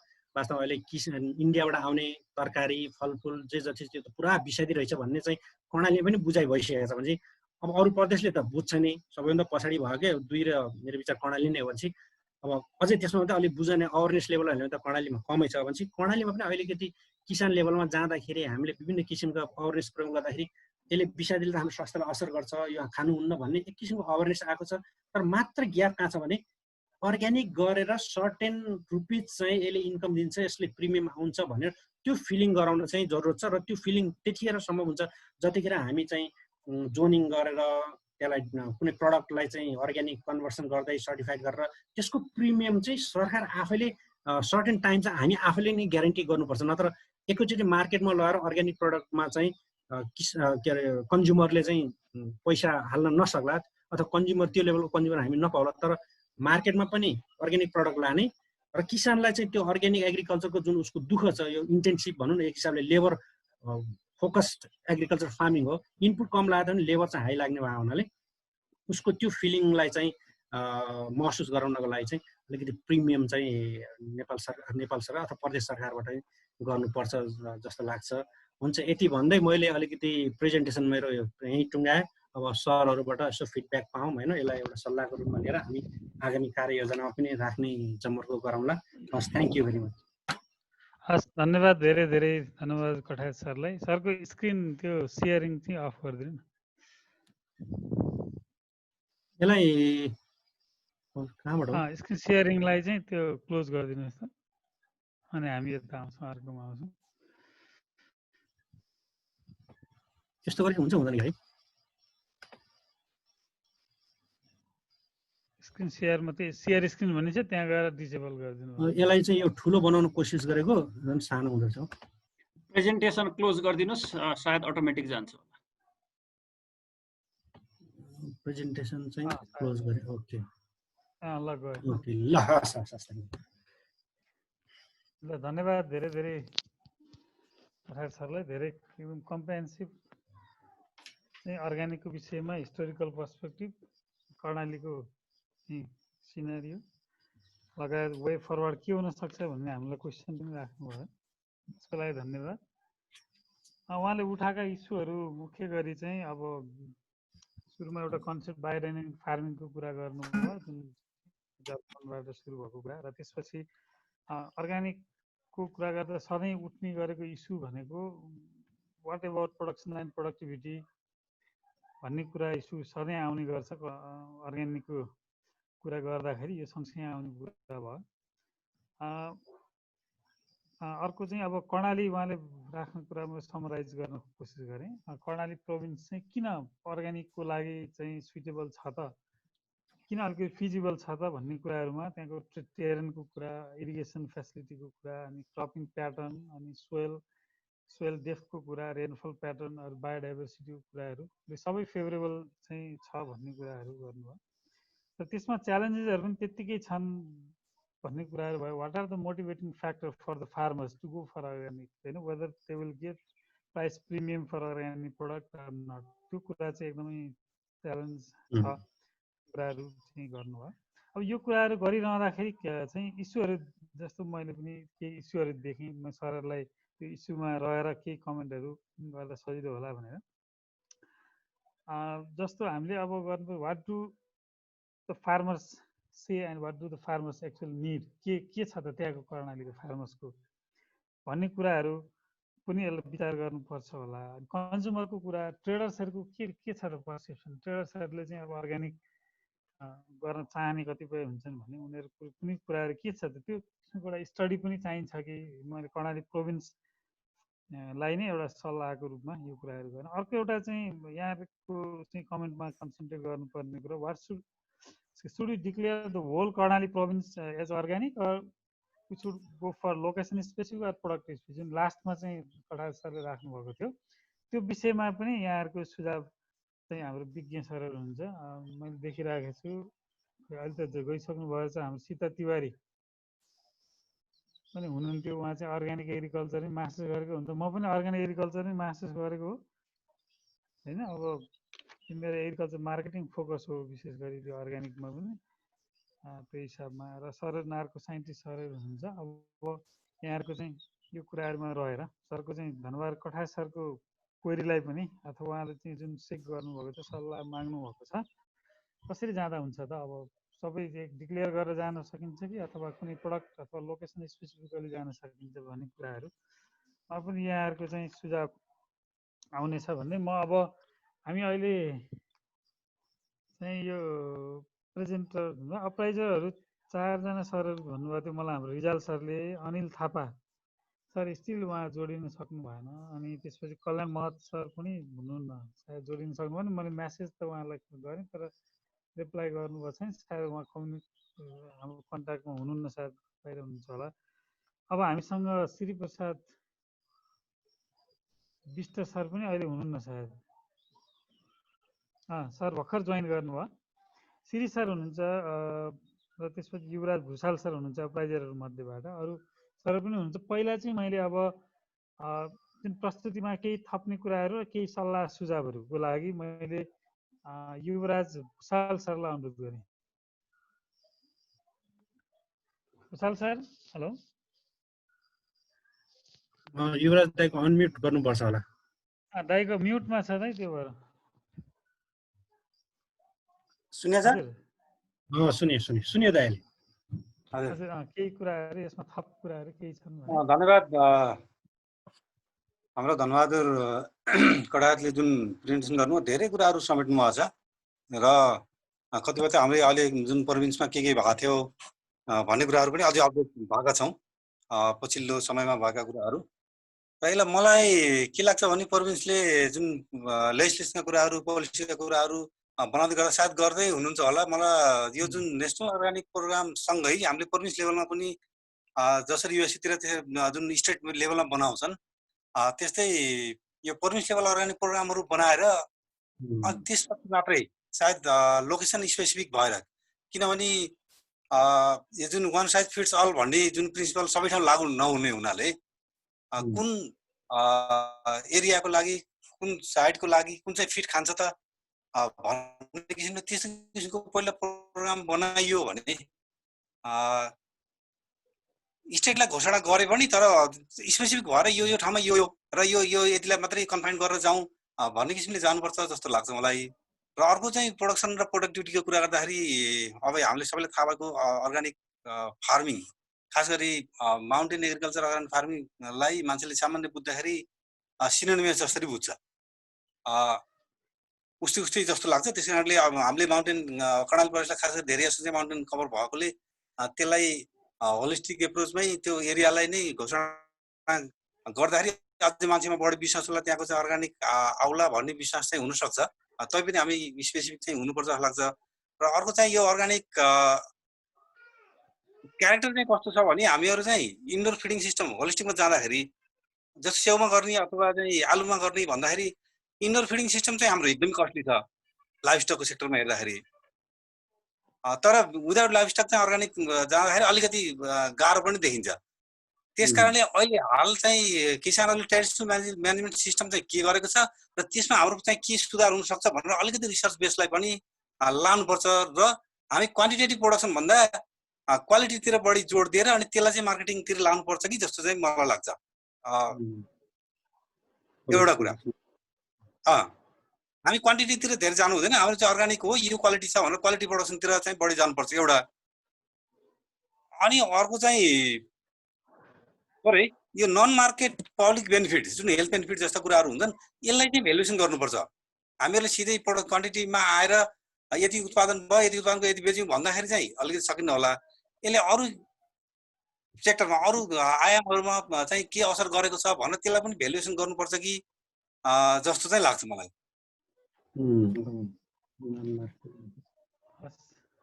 धन्यवाद। अरू केही छ युवराज सर? अरू ठिकै छ, अरू थप छैन, कार्यक्रम सायद अझै चाहिँ बन्दै होला। हजुर धन्यवाद छ युवराज सरलाई, सिनियर साइन्टिस्ट हुनुहुन्छ। अब त्यसपछि श्री प्रसाद विष्ट सर हुनुहुन्छ हाम्रो अर्को एडभाइजर। सरलाई के यसमा थप कुराहरू छन् भने म केही राख्दिनँ, म अनुरोध गर्छु। यसमा केही उहाँको क्वेरीहरू पनि छन्, जस्तो अघि युवराज सरले पनि भनिसक्नु भयो केही कुराहरू। त यो हाम्रो कर्णाली प्रोभिन्सलाई चाहिँ एकैचोटि अर्ग्यानिक घोषणा गरेर जाने कि अथवा क्रप वाइज अथवा लोकेसन वाइज चाहिँ जाने हो कि भन्ने कुरा पनि गर्नुभएको छ। त्यसमा मैले सरको राय चाहिँ लाई अनुरोध गरेँ। श्री प्रसाद विष्ट सर, सरको म्युट छ। ए सर हुन्छ सर, म एकछिनमा गरौँ, मेरो ल्यापटपमा अलिकति प्रब्लम भइरहेको छ के। हुन्छ सर, त्यसो भने सरसँग म पछि जोइन गर्छु। यसपछि यसमा थप केही म माथिबाट यो नेम लिस्टको माथिबाटै आएँ। प्रेम अवस्थी सर, सरको केही यसमा सल्लाह सुझाव छ भने मैले अनुरोध गरेँ सरलाई। हस्, धन्यवाद प्रस्तुतकर्ता हाम्रो धनबहादुर सरलाई नि धेरै धेरै धन्यवाद। एकदमै कम्प्रिहेन्सिभ र एकदमै लर्निङ भयो, धेरै कुरा थाहा पाइयो अर्ग्यानिकको बारेमा। र उहाँले जुन कर्णाली प्रदेशमा गर्नुभएको छ र जुन अन्तर्राष्ट्रिय कन्टेक्स्ट अघि नै हिस्टोरिकल पनि भनिसक्नुभयो। अब उहाँको जुन प्रश्नको उत्तर अब म सरसर्ती एज अ उपभोगकर्ता र एज चाहिँ यसो चासो राख्ने मान्छेले जानुपर्छ, एकैचोटि डिक्लेयर गर्नुपर्छ भन्नेमै म भोट गर्छु। किन भन्दाखेरि अब युनिक सेलिङ प्रोपोजिसन जुन युएसपी पनि भनिन्छ बिजनेस स्टडिजहरूमा, के हो त कर्णालीको चाहिँ युनिक सेलिङ प्रोपोजिसन भन्दा कर्णाली स्वच्छ छ, अनटच्ड, अनपोल्युटेड अनि अर्ग्यानिक, यही नै हो। अब यसमा कर्णालीको सिमी किन खाने भन्दा देयर इज रिजन, किनभने स्वच्छ छ, अर्ग्यानिक हो, त्यही नै हो उपभोक्ताको दृष्टिकोणबाट। र कर्णालीलाई सेलिङ पोइन्ट पनि त्यही नै हो। यसलाई अब युएसपी भनौँ न, अब कुनै अब जस्तो अमेरिकामा के छ, फिल्म छ, सफ्टवेयर छ, माइक्रोसफ्ट छ, जापानमा के छ, टेक्नोलोजी छ, सिक्किममा के छ, सबै अर्ग्यानिक छ। उत्तराखण्डमा के छ, अब देवभूमि भनेर चारधाम छ, देवभूमि छ भनिन्छ। त्यसै कर्णालीमा के छ त भन्दाखेरि यी सबै कुरोहरू छन्। र यसलाई चाहिँ सुरुमै जानुपर्छ, कर्णालीलाई चाहिँ एकैचोटि होल प्रोभिन्सलाई डिक्लेयर गर्नुपर्छ। लखनऊको मान्छेले, दिल्लीको मान्छेले, नेपालगञ्जको मान्छेले किन कर्णालीको प्रोडक्ट खान्छ भन्दाखेरि त्यसलाई पनि, त्यो पर्सपेक्टिभ पनि हेर्न पर्यो। मान्छे चाहिँ अलि बढी तिर्न पनि रेडी छन्। र यसलाई एउटै कृषिलाई मात्र हेर्न भएन, टुरिज्म पनि लिएर जानु पर्यो। अब जस्तो नेपालमा खुम्बु क्षेत्र होला, अन्नपूर्ण क्षेत्र होला, लाङटाङ क्षेत्र होला, जस्तो मैले यो हाइरार्किकली भने 1 नम्बरमा खुम्बु, 2 नम्बरमा अन्नपूर्ण, 3 नम्बरमा लाङटाङ होला। अब मान्छे नयाँ ठाउँ जान चाहन्छ। कर्णाली एकदमै अनएक्सप्लोर्ड वाइल्ड भनिन्छ टुरिज्मको सेक्टरमा। अब त्यसलाई अर्ग्यानिकसँग प्याकेजिङ गर्न पर्यो। अब फुड इन्डस्ट्री यो अर्ग्यानिक सँगसँगै अब जस्तो सबैले त एकैचोटि चाहिँ सिमी ल्याएर अथवा जुन कर्णालीका हामीले फल्स ग्रेन भनिन्छ लिटरेचरहरूमा त्यो नपाइने अन्न अहिले ठ्याक्कै रिभर्स भएको छ कि अप्स एन्ड डाउन भएको छ। जुन पहिला कुअन्न भनिन्थ्यो त्यो अहिले एकदमै हाई भ्यालु। अब व्हाइट राइसमा त्यो उहाँले सही कुरा भन्नुभएको, यो नेपाल खाद्य संस्थानको त्यो जुन 28 सालको भोकमरीपछि नेपालभरि खाद्य संस्थान भयो, त्यसैले व्हाइट राइस ल्याए। कुनै कुनै ठाउँमा त क्यालिफोर्नियाको चामल जापानले किन्ने, जापानबाट नेपाल आउने, नेपालको चाहिँ हुम्ला जाने। जस्ट एक्जाम्पल भनेको यो अप्स एन्ड डाउन हुन्छ। अब रिभर्समा गइसकेको छ। जुन हामीले कागुनो भयो, अरू प्रदेशहरूमा कमै पाइन्छ, कर्णाली प्रदेश लगायत सुदूरपश्चिम माथितिर पाइने यिनीहरूको एकदमै भ्यालु छ। फुड इन्डस्ट्री हुनसक्छ कि कुकिजहरू हुनसक्छ कि मल्टिग्रेन, त्यो फुड इन्डस्ट्रीलाई पनि लिङ्क गर्नुपर्छ होला। 1 वर्ष 2 वर्ष नहोला, तर सर्टेन त्यसमा हामीले टेक्नोलोजी ल्यायौँ भने त्यो पनि लिङ्केज हुन्छ। र अर्को कुरो चाहिँ अब त्यहाँको ऐतिहासिक पृष्ठभूमि भन्नुपर्दाखेरि तल्लो बेल्टमा अघि नै उहाँले भन्नुभएको फर्टाइल जस्तो राकम दैलेखको हेर्नु भने एकदमै राइस पकेट, तर यो ट्रान्स हिमालयन ट्रेडमा आधारित हो। पहिला तिब्बतियन नुन ल्याउने, तलबाट ग्रेन जाने, ग्रेनको भाउ तिब्बतलाई चाहिँ फिड गर्थ्यो नेपालले, तर अब यो फेरि रिभर्स भयो। त्यो मानेमा अब फुड एभाइलेबिलिटी, एक्सेस, युटिलाइजेसनको पर्सपेक्टिभबाट हेर्दाखेरि फुड एक्सेस कसरी बढाउने भन्दाखेरि डाइभर्सिफिकेसन, मान्छेको इन्कमहरू बढाउने। र अब अहिले एउटा के छ भने रुफटप फार्मिङलाई चाहिँ पनि नगरपालिकाहरूले पैसा दिइराखेको अब यी विभिन्न छन्। सानो लिमिटेड जग्गामा पनि खेती गर्ने चाहिँ पद्धतिहरू आइराखेका भएर अब नेपालको सबभन्दा ठुलो प्रोभिन्स नै होला चाहिँ जियोग्राफिक हिसाबबाट, कुनै पाखा होला कुनै पहरा होला, तर त्यसको बेस्ट युटिलाइजेसन कुन क्रपबाट हुन्छ, अब त्यसलाई जडीबुटीलाई पनि जोड्न पर्यो। एज अ चाहिँ समग्र प्रदेशलाई कसरी अगाडि बढाउने भन्दाखेरि जडीबुटी, पर्यटन, अर्ग्यानिक एग्रिकल्चर, यो सबैलाई चाहिँ प्याकेज, र food industry, more cottage based इन्डस्ट्रीहरू, यो गर्दाखेरि आई थिङ्क अर्ग्यानिकले नै कर्णालीलाई चाहिँ नयाँ इमेज, रिइमेजिङ भनौँ न, अथवा चाहिँ अपलिफ्टिङ गर्नमा चाहिँ सहयोग गर्छ होला जस्तो लाग्छ।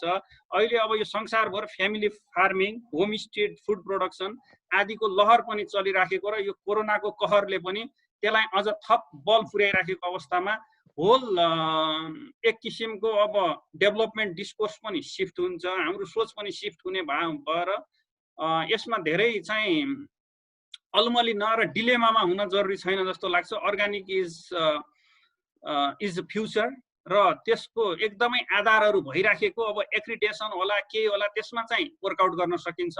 जस्तो तपाईँको कुनै प्रोडक्ट युरोप पठाउने हो कि अथवा अन्त पठाउने हो भने त्यसमा जोनिङ गर्ने अथवा सर्टेन स्ट्यान्डर्डहरू स्ट्रिक्टली फलो गर्ने हुनसक्छ। तर as a whole of society चाहिँ जीवन पद्धतिदेखि लिएर डेभलपमेन्ट मोडलदेखि अब त्यहाँ कुन कुन हाम्रो मेन पोटेन्सियल एरिया हो, यसमा चाहिँ मोर मौलिकता किसिममै अगाडि जान सकिन्छ जस्तो लाग्छ।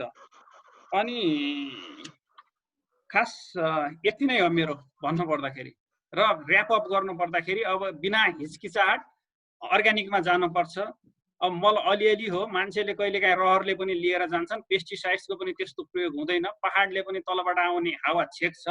र तपाईँले कन्ज्युमरलाई पनि सोच्नुभयो भने तपाईँ कहाँको खाने, कहाँको आलु खाने अथवा कहाँको काँक्रो खाने, अहिलेको सिजन भन्ने हो भने अब पहाडकै स्वच्छ हावापानी त्यसैले बल दिन्छ भन्ने हो। र कन्ज्युमरले पनि बढी पैसा तिर्न एकदम दे आर रेडी।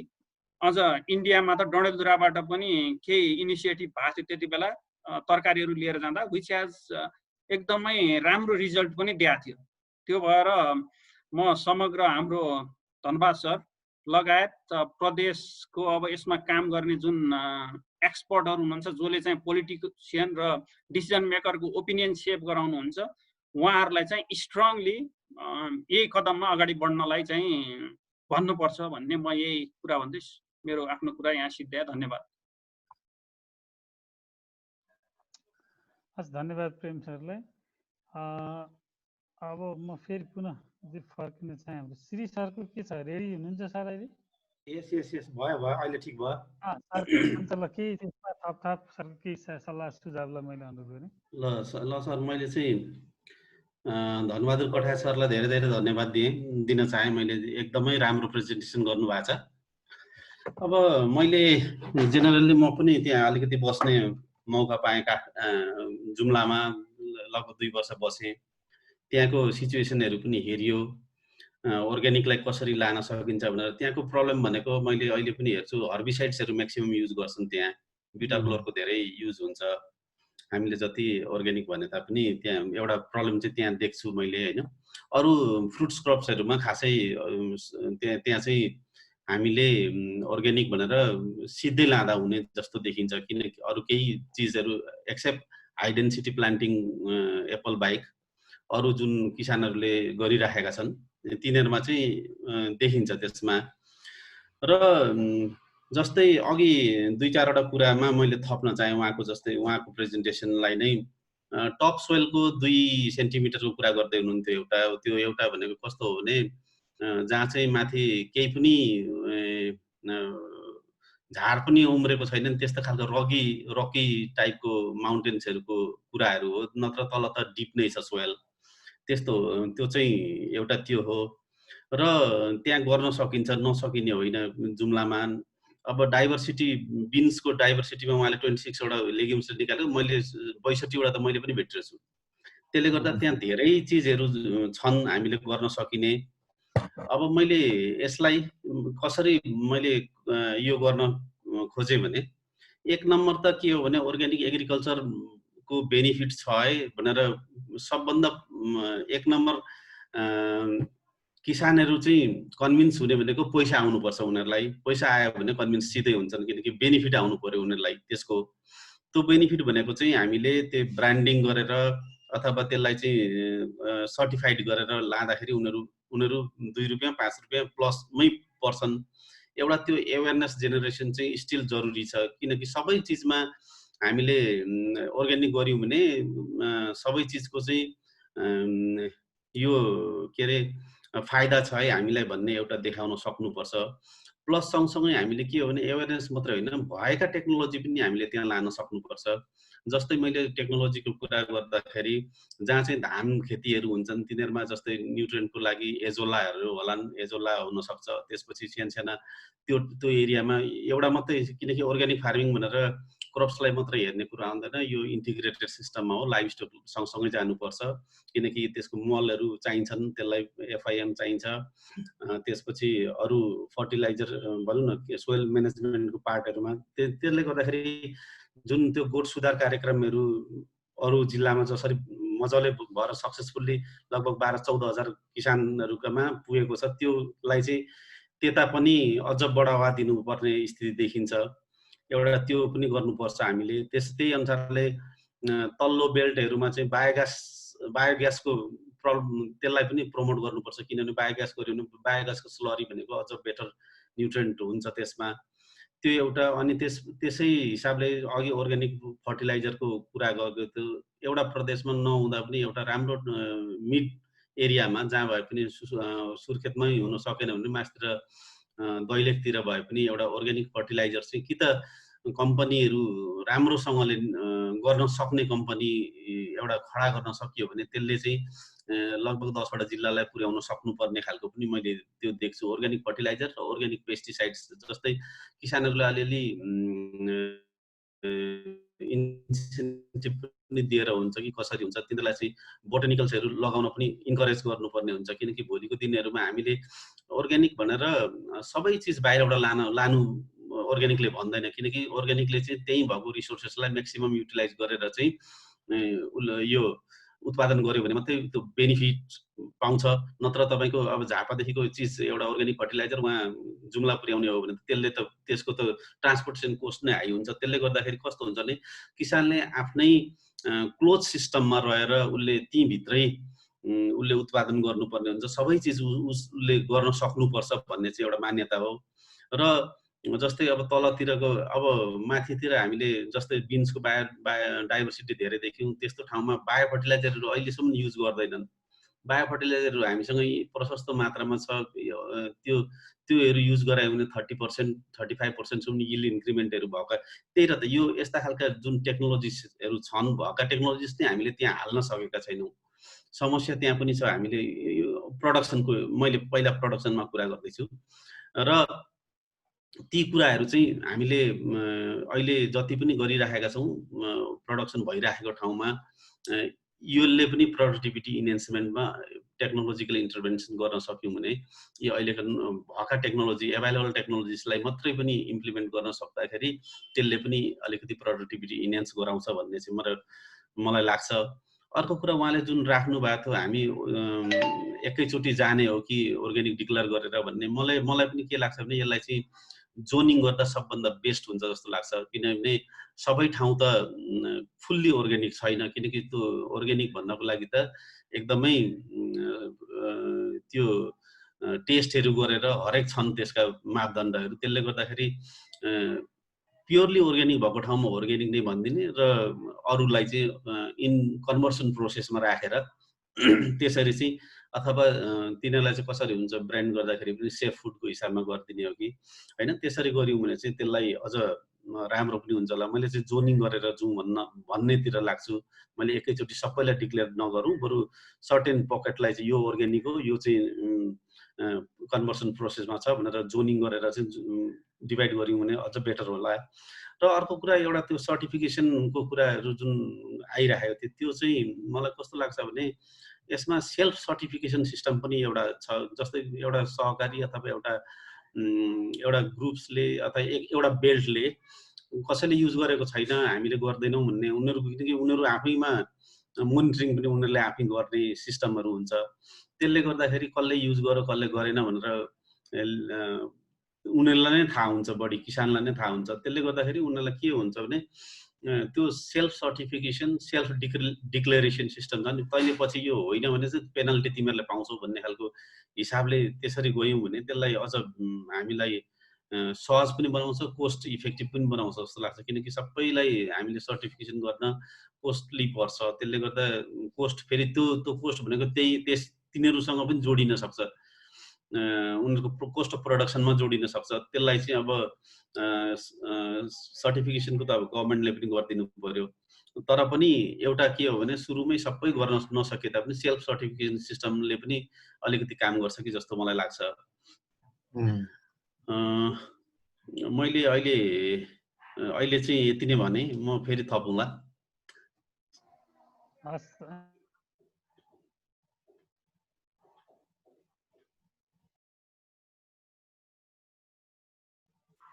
धन्यवाद सरलाई। अब धेरै हुनुहुन्छ, हामीको अब कहिले बढ्ने घट्ने क्रम त्यतिकै जारी नै छ। अब यसमा आफ्नो कुरा हाम्रो कृष्णराज पाण्डे सर यसमा सर केही छ भने मैले सरलाई अनुरोध गरेँ। हुन्छ, नमस्कार सबैलाई। नमस्कार है, नमस्कार। हाम्रो धनबहादुर सरलाई धेरै धेरै धन्यवाद छ। उहाँले वास्तवमा एउटा राम्रो प्रेजेन्टेसन मार्फत सम्पूर्ण भनौँ न यो कर्णाली प्रदेशलाई कसरी अर्गानिक बनाउन सकिन्छ भनेर धेरै एस्पेक्टबाट प्रेजेन्टेसन गरिसक्नु भएको छ। यसको लागि म उहाँलाई धन्यवाद दिन चाहन्छु। र सरस्वती म आफ्नो केही भनाइहरू पनि राख्न चाहन्छु। र वास्तवमा कर्णाली प्रदेशमा जुन यहाँको भनौँ प्रदेश सरकारको स्थापना भइसकेपछि यहाँको पहिलो मन्त्री परिषदको पहिलो बैठकबाट नै कर्णाली प्रदेशलाई एउटा अर्गानिक प्रदेश बनाउने भनेर निर्णय गरिएको अवस्था थियो। र निर्णयलाई अब बिस्तारै कार्यान्वयनमा लैजानको लागि केही कार्यहरू पनि भइरहेका छन्, जुन हाम्रो धनबहादुर सरले भनिसक्नु भएको अवस्था छ। र खास गरी अब यसमा हामीले धेरै एस्पेक्टहरूबाट यसलाई हेरेर हामीले तयारी गरेर अगाडि बढ्नुपर्छ जस्तो मलाई लाग्छ। जस्तै अब पहिलो कुरा भनेको त जुन हाम्रो पोलिसी फ्रेमवर्क भनौँ अथवा लिगल फ्रेमवर्क जुन सरले पनि भनिसक्नुभयो। अब यो लिगल फ्रेमवर्कमा पनि मलाई कस्तो लाग्छ भने हाम्रो प्रोडक्सन बेसदेखि लिएर अब हाम्रो कन्ज्युमरसम्मको लागि हामीले एउटा लिगल फ्रेमवर्क चाहिँ बनाउनु पर्छ कि जस्तो लाग्छ। किनभने यो अर्गानिक प्रोडक्टहरू जुन अब एग्रिकल्चर प्रोडक्टहरू अर्गानिक हुँदाखेरि एउटा त हामीले प्रोडक्सनमा नै हामीले एस्योर गराउनु पर्यो कि यसमा फुल्ली भनौँ अर्गानिक मेथोडोलोजी अप्नाइएको छ भनेको प्रोडक्सनलाई नै हामीले सर्टिफाइड गर्न सक्नु पर्यो। त्यो हिसाबले हामीले पोलिसीहरू पनि अथवा लिगल फ्रेमवर्कहरू पनि प्रोडक्सन फेजमा जस्तै अब कसरी बनाउने हो त होइन, अब कृषिमा हुनसक्छ, पशुपालनमा हुनसक्छ। अब ती कुराहरूलाई चाहिँ जस्तै अब भनौँ कसैले अब बाख्रा पालन गर्छ भने बाख्रा पालनको लागि अर्गानिक वेले पाल्न कस्तो कस्तो विधिहरू अप्नाउनु पर्ने हो त, कार्यविधिहरू के हुने हो। अथवा जस्तै स्याउ खेती गर्न हुनसक्छ अथवा अन्य कमोडिटीहरूमा हुनसक्छ एउटा भने। अर्को प्रोडक्सन गरिसकेपछि प्रोसेसिङको कुराहरूमा, किनभने कतिपय कुराहरू प्रोसेसिङमा पनि असर गर्ने हुँदाखेरि प्रोसेसिङको कुराहरू भयो, त्यस्तै गरेर मार्केटिङको कुराहरू भयो। यो कुराहरूलाई चाहिँ हामीले लिगल फ्रेमवर्कले पनि हामीले छुनुपर्छ कि जस्तो लाग्छ। र अर्कोतिर भनेको हाम्रो ओभरअल नेसनल लिगल फ्रेमवर्क कस्तो छ र इन्टरनेसनल स्ट्यान्डर्डहरू कस्ता छन् ती कुराहरूलाई पनि आधार मानेर हामीले पोलिसी फ्रेमवर्क डेभलप गर्नुपर्छ जस्तो लाग्छ। र जहाँसम्म एउटा कुरो पनि हाम्रो धनबहादुर सरले उठाउनु भएको थियो, जस्तै यो विभिन्न भनौँ न व्यक्तिहरूबाट चाहिँ खास गरी अर्गानिकमा जाँदाखेरि उत्पादन घट्ने हो कि अथवा भनौँ जुन फुड सेक्युरिटी नभइरहेको ठाउँमा हामी अर्गानिकमा जाँदाखेरि फुड सेफ्टीका इस्युहरू अथवा भनौँ जुन यो फुड सेक्युरिटीले गर्दाखेरि भोलि हङ्गरको अवस्थाहरू आउने हो कि भन्ने कुराहरू पनि उठेको थियो। र यसमा चाहिँ मलाई कस्तो लाग्छ भने हामी मुख्य अर्गानिकमा जाने हो भने यो भ्यालु चेन एप्रोच हो। भ्यालु चेन एप्रोचमा गइसकेपछि हो अर्गानिकमा प्रोडक्सन त अब हाम्रो जुन भनौँ अहिलेको इम्प्रुभ टेक्नोलोजीहरू अथवा अहिलेको हाइब्रिड सिडहरू अथवा हाइब्रिड भनौँ न एनिमलहरू भन्दा प्रोडक्सन पक्कै कम हुन्छ। तर हामी भ्यालु चेनमा गयौँ भने त्यसको जुन इन टर्म्स अफ मनी भ्यालुमा चाहिँ हामीले बढी लिन सकिन्छ होला, हाम्रो कृषकहरूलाई बढी दिन सकिन्छ होला। किनभने हाम्रो जति पनि फार्मर्सहरूले गर्नुभएको प्रोडक्सनहरू चाहे अब एग्रिकल्चर प्रोडक्ट लाइफ स्टक प्रोडक्टहरूलाई हामीले प्रोडक्सनदेखि लिएर त्यसको प्रोसेसिङ मार्केटिङसम्म ओभरअल हामीले सर्टिफिकेसन गरिदिन सक्यौँ, त्यसलाई ब्रान्डिङ गरिदिन सक्यौँ र यो फलानु ठाउँबाट उत्पादित भनौँ यस्तो किसिमको अर्गानिक प्रोडक्ट हो भनेर हामीले मार्केटमा ल्याउन सक्यौँ भने मलाई लाग्छ हाम्रो जनरल प्रोडक्ट भन्दा धेरै नै हाई भ्यालु चाहिँ हामीले पाउन सकिन्छ। त्यसले गर्दा भ्यालु चेनले गर्दाखेरि चाहिँ ओभरअल फार्मर्सको इन्कममा चाहिँ वृद्धि गर्न सकिन्छ कि जस्तो मलाई लाग्छ। किनभने पक्कै हाइब्रिड सिडरभन्दा त उत्पादन कम होला, तर हामी भ्यालु चेनमा गइयो भने चाहिँ इन टर्म्स अफ इन्कम र फुड सेफ्टीको हिसाबले चाहिँ हामी बढी भ्यालु लिन सक्छौँ जस्तो मलाई लाग्छ। र दोस्रो कुरो मलाई अर्को के लाग्छ भने रिसोर्सको हिसाबले पनि अर्गानिक बनाउँदाखेरि धेरै कुराहरू रिसोर्सको एस्पेक्टबाट पनि हेर्नुपर्ने हुन्छ। जस्तै अब ह्युमन रिसोर्सको एस्पेक्ट हेऱ्यौँ भने कर्णालीमा वास्तवमा पनि अत्यन्तै कमजोर अवस्था छ। अब यो वास्तवमा कर्णाली प्रदेश सरकारले सोच्नुपर्ने अवस्था छ। किनभने अहिले हामी अब ओभरअल हाम्रो भनौँ कृषि सेक्टरको जति पनि सरकारी दरबन्दीहरूमध्ये हेर्ने भने 45% दरबन्दीहरू रिक्त छ ओभरअल कृषि पशु सेवा सबैमा हेर्दाखेरि। अब त्यसले के इन्डिकेट गर्छ भने कम्तीमा हाम्रो भनौँ जुन प्राविधिक जनशक्ति नै कम छ भने प्राविधिक टेक्नोलोजीहरू जाने सम्भावना कम हुने भयो। र त्यसमा पनि ल 100% फुलफिल भयो भने पनि हामी अर्गानिक एक्सपर्टहरू कति छौँ त? किनभने हामीले त अर्गानिक वेमा जानु पर्यो। त्यो भएको हुनाले अर्गानिक एक्सपर्टहरू अथवा भनौँ अर्गानिक टेक्नोलोजी जानेको ह्युमन रिसोर्स चाहिँ हामीले डेभलप गर्नुपर्ने हो जस्तो लाग्छ हाम्रो गोललाई हामीले एचिभ गर्नको लागि। त्यसको लागि अब विभिन्न कुराहरू हामीले हेर्नुपर्ने हुन्छ। जस्तै अब अर्गानिक वेमा जाँदाखेरि समस्या नआउने भन्ने हुँदैन, समस्या आउँछ र त्यो समस्याहरूलाई हामीले अर्गानिक वेले कसरी सोल्युसन दिने त? जस्तै अब पशुपालनमै कुरा गर्छौँ भने मानौँ कुनै रोग लाग्यो भने अब त्यो औषधिहरू पनि अर्गानिक मेडिसिनहरू भनौँ न, कतिपय हर्बल मेडिसिनहरू हुन्छन् जुन अहिले खास गरी कोरियातिर बढी प्र्याक्टिसहरू भइरहेको अवस्था छ। त्यस्तो मेडिसिनहरू कति नलेजहरू इभन हामीलाई पनि छैन भने त्योलाई कसरी डेभलप गर्ने? जस्तै अब हाम्रो श्री सरले पनि भन्नुभएको थियो जस्तै अर्गानिक फर्टिलाइजर पेस्टिसाइडका कुराहरू हो। अब जस्तै कुनै पेस्टहरूको समस्या त आउँछ अर्गानिक खेतीमा झन् बढी आउन सक्छ। तर अब त्यसलाई हामीले कसरी अर्गानिक वेले कसरी अर्गानिक भनौँ न मेडिसिनहरू अथवा यो अर्गानिक वेमा कसरी त्यस्ता प्रब्लमहरूलाई हल गर्ने? जस्तै विभिन्न भनौँ पशुपालनमा परजीवीका समस्याहरू आउँछन्, त्यो परजीवीहरूलाई कुन हर्बल मेडिसिनहरू दिँदा उपयुक्त हुन्छ त? किनभने हामी जुन अब केमिकल मेडिसिनहरू भन्दा पनि अब यो अर्गानिक वेको मेडिसिनहरू अथवा जुन हर्बल बेस्ड मेडिसिनहरू प्रयोग गऱ्यौँ भने जहाँसम्म यसको अर्गानिक सम्भावना चाहिँ बढ्न जाने हुँदाखेरि त्योतर्फ चाहिँ हामीले ह्युमन रिसोर्स डेभलप गर्नुपर्ने र त्यस्तै गरेर यसको अर्गानिक प्रोडक्टको म्यानुफ्याक्चररहरू पनि विकास गर्नुपर्ने अर्को अवस्था छ। र अर्को जुन अब भनौँ ओभरअल प्रदेशको इकोनोमिक रिसोर्सलाई हेर्दाखेरि हामीले हाम्रो जुन कृषि क्षेत्रमा उपलब्ध रिसोर्सलाई कसरी अब यो अर्गानिक वेमा मोबिलाइज गर्न सकिन्छ? जस्तै अब हाम्रा विभिन्न कार्यक्रमहरूले पनि यो अर्गानिक खेतीहरूलाई हामीले प्रमोट गर्नेतर्फ हामी लाग्न सक्यौँ, हाम्रो फार्मर्सहरूलाई त्यो हिसाबले अवेरनेसहरू दिन सक्यौँ भने अझ सहज हुन्छ जस्तो लाग्छ। र जहाँसम्म अर्को इन्भाइरोमेन्टको कुरो गर्दा मलाई लाग्छ देशको 7वटै प्रदेशभन्दा कर्णाली प्रदेशमा चाहिँ अर्गानिक वेमा जानलाई अति उत्तम इन्भाइरोमेन्ट छ। किनभने यहाँको खास गरी माथिल्लो बेल्टहरू हुम्ला, डोल्पा, मुगु, जुम्ला, कालीकोटहरू हेऱ्यौँ भने त अहिले पनि नेचुरल्ली धेरै हदसम्म अर्गानिक छन्। त्यसमा पनि हुम्ला र डोल्पा गर्ने भने त मलाई लाग्छ 99% जस्तो अहिले पनि अर्गानिक होला। र त्यसले गर्दाखेरि अब यो बायोडाइभर्सिटी र ओभरअल नेपालको कन्टेक्स्ट हेर्दाखेरि यो जुन कर्णाली प्रदेश चाहिँ वास्तवमा धेरै राम्रो सम्भावना छ यहाँ अर्गानिकको खेतीहरूलाई प्रमोट गर्नको लागि।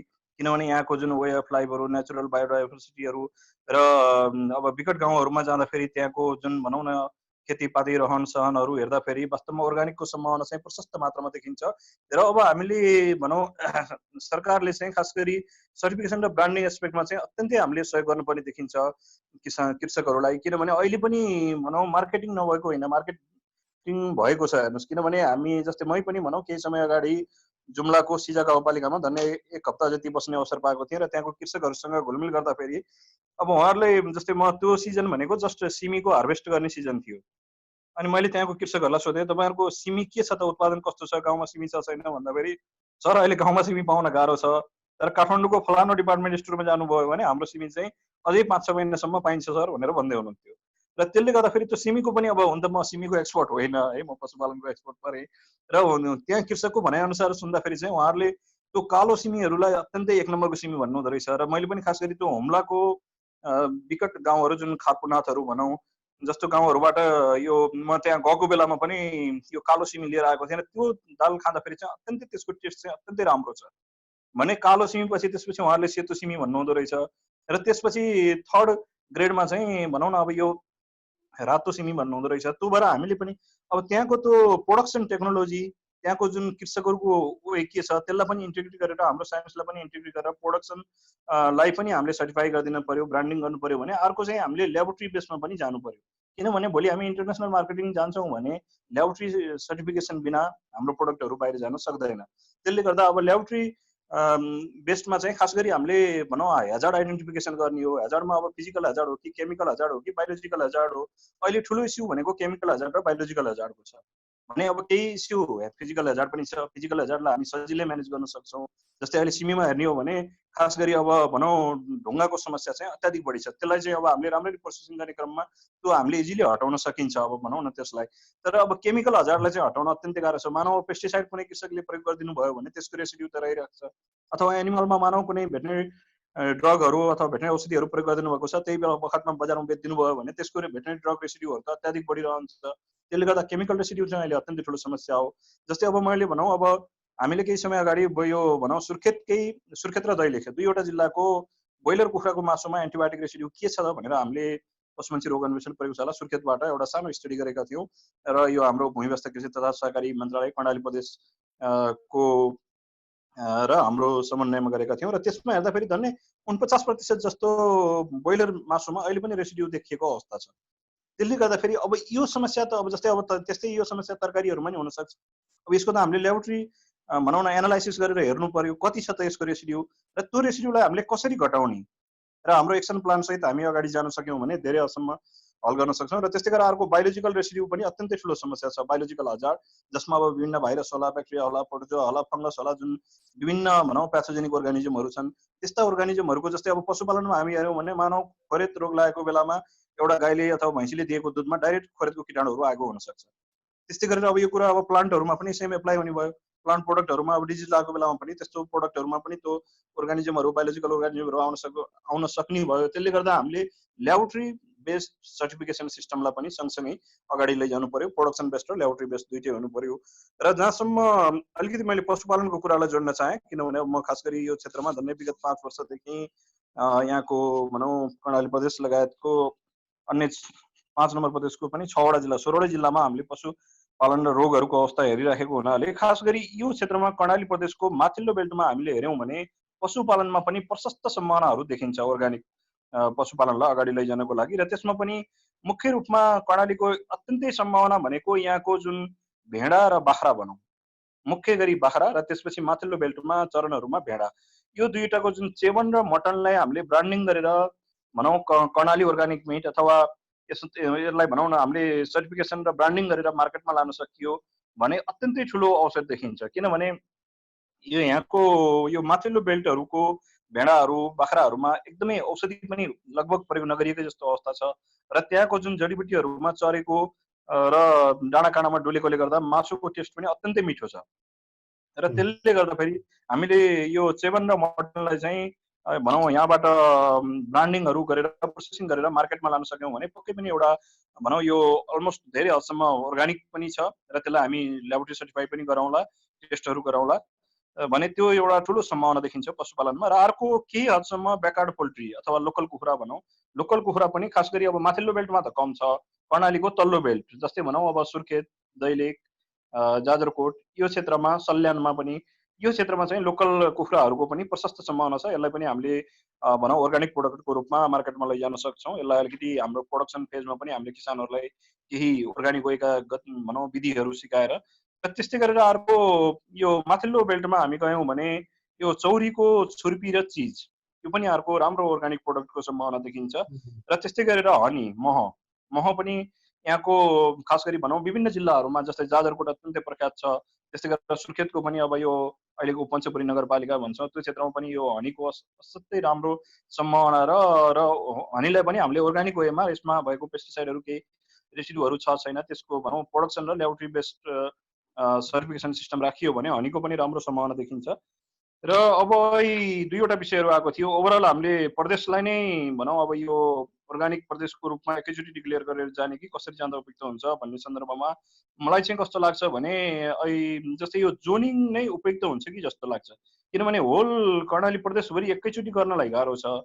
कतिपय जिल्लाहरू जस्तै भनौँ हुम्ला र डोल्पाको मलाई लाग्छ अहिले पनि 95% भन्दा बढी नै प्रोडक्टहरू अर्ग्यानिक हुन सक्छ भने, तर हामी सुर्खेतको प्रोडक्ट हेऱ्यौँ भने त्यो बराबर चाहिँ अर्ग्यानिक छैन। किनभने यहाँ जस्तै पेस्टिसाइडहरू भेटनेरी ड्रगहरू बढी मात्रामा प्रयोग भएको अवस्था छ। त्यसले गर्दाखेरि हामी फेज वाइज जाँदाखेरि उपयुक्त होला। जस्तै माथिल्लो बेल्ट हुम्ला र डोल्पा अत्यन्तै बढी अर्ग्यानिक हुन सक्छ अहिलेको कन्टेक्स्टमा भने, त्यसपछि मुगु कालीकोट जुम्ला यो दोस्रो फेजमा हुन सक्छ र त्यसपछि तलको जिल्लाहरू जुन अब दैलेख सुर्खेत जाजरकोट सल्यान रुकुम यो चाहिँ अब तेस्रो फेजमा गरेर यसरी हामीले फेज वाइज चाहिँ डिक्लेयर गर्न उपयुक्त हुन्छ कि जस्तो लाग्छ मेरो विचारमा है। र अर्को चाहिँ सबै कमोडिटी भन्दा कमोडिटी स्पेसिफिक भएर जाँदा बेटर हुन्छ कि जस्तो लाग्छ। जस्तै लाइफ स्टक प्रोडक्टमा भन्दाखेरि मैले भन्छु मटन र चेवन खसीको मासु र भेडाको मासुलाई हामी फर्स्टमा हामी ब्रान्डिङ गर्न सक्छौँ र यसमा प्रशस्त सम्भावना छ। त्यसपछि सेकेन्डमा हामी ब्याकवर्ड पोल्ट्री लोकल कुखुराको मासुमा जान सक्छौँ। त्यसपछि हामी चौरीको छुर्पी चिजहरूमा जान सक्छौँ। त्यसपछि हामी हनीहरूमा जान सक्छौँ। यसरी स्टेप बाई स्टेप र कमोडिटी स्पेसिफिक भएर जस्तै अब कृषिमा पनि अब सरहरू धेरै विज्ञ हुनुहुन्छ होइन। जस्तै कृषिको मैले जुन भनौँ यहाँको उयोमा अथवा गाउँघरमा जाँदाखेरि देखेको जस्तै सिमीहरू अथवा स्याउहरू एकदमै फर्स्ट भनौँ न, त्यो स्याउमा पनि हेर्ने भने मैले लगभग यहाँको स्याउ फल्ने जिल्लाहरू सबै जिल्लाको स्याउ खाएर हेरेँ र मलाई लाग्छ यहाँको कर्णाली प्रदेशको हेर्दाखेरि मैले डोल्पाको स्याउ चाहिँ अत्यन्तै भनौँ राम्रो लाग्यो है मलाई, मेरो आफ्नो विचारमा। हुन त म स्याउको एक्सपर्ट होइन, तर प्र्याक्टिकल्ली हेर्दाखेरि मलाई डोल्पाको स्याउ चाहिँ यस्तो राम्रो लाग्यो कि त्यहाँको हेर्नुहोस् यो स्याउको त्यहाँ रुखबाटै भनौँ टिपेर हामीले खाइयो पनि र डोल्पाको जतिको रसिलो र राम्रो स्याउ चाहिँ हामीले इभन जुम्लाको मुगुको हुम्लाको पनि पाइएन। त्यसले गर्दाखेरि हामी फर्स्टमा चाहिँ अब यो भनौँ कमोडिटी स्पेसिफिक भएर जस्तै अब स्याउ हुनसक्छ, सिमी हुनसक्छ, त्यस्तै गरेर अब यो खसी र जुन भेडाको मासुहरू हुनसक्छ अथवा लोकल कुखुराको मासुहरू हुनसक्छ, त्यस्तै गरेर अरू भनौँ न अदुवाहरू हुनसक्छ, बेसारहरू हुनसक्छ। यसरी चाहिँ हामीले केही कमोडिटी स्पेसिफिक र त्यसलाई पनि फेज वाइज पहिलो वर्ष कुन, दोस्रो वर्ष कुन, तेस्रो वर्ष कुन त्यसरी गयौँ भने बेटर हुन्छ कि जस्तो लाग्छ। हुन्छ, धन्यवाद सरलाई धेरै धेरै धन्यवाद छ, उहाँले धेरै कुराहरू राखिसक्नु भएको छ। यो मैले केही विचारहरू राखेँ। हुन्छ सर, धन्यवाद कृष्ण सरलाई। अब हामी धेरै टाइम पनि लिइसक्यौँ। अब बाँकी हाम्रो अहिले धेरै पार्टिसिपेन्ट पनि घट्दै जानुभएको छ। अब बाँकी कुरा केही छ राख्ला जस्तो द्विसा, मैले गलत प्रनाउन्स गरेन भने उहाँ दिपेन्द्र राज तिनजना हुनुहुन्छ। नामले मात्र पुरै चाहिँ को राज भने राज हाम्रो राजु साई सर त होइन? होइन, उहाँ चाहिँ समाजशास्त्री हुनुहुन्छ। ल राज सर, ए सरी, हाम्रो राज सर र चाहिँ दिपेन्द्र दुईजना चाहिँ उहाँहरू समाजशास्त्री हुनुहुन्छ। उहाँहरूको कुरा पनि सुनौँ न, एउटा अर्को दृष्टिकोण ल्याउनुहुन्छ। पहिला मैले कसलाई गरेँ ल, राज सरलाई मैले अनुरोध गरेँ पहिला।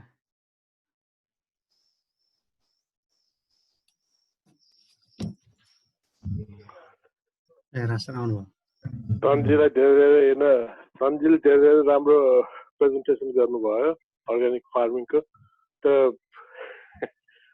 मेरो विचारमा चाहिँ मार्केट चाहिँ होइन स्टडिज भएको छ कि छैन होइन।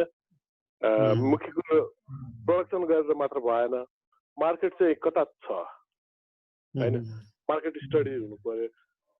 किनभने बेच्नु आखिर अन्तिममा जानुपर्ने त मार्केट कन्ज्युमरकोमा जानु पर्यो, कन्ज्युमरले के चाहन्छ होइन। र इन्टरनेसनल मार्केट होइन,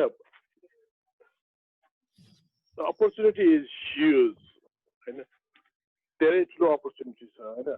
जस्तो म अब नेपालमा त बस्दिनँ, तर अब बाहिरको अब अमेरिकाको कुरा गर्दाखेरि चाहिँ होइन अर्ग्यानिक फुड भन्ने बित्तिकै चाहिँ त्यसको प्राइस चाहिँ एकदमै बढी हुन्छ।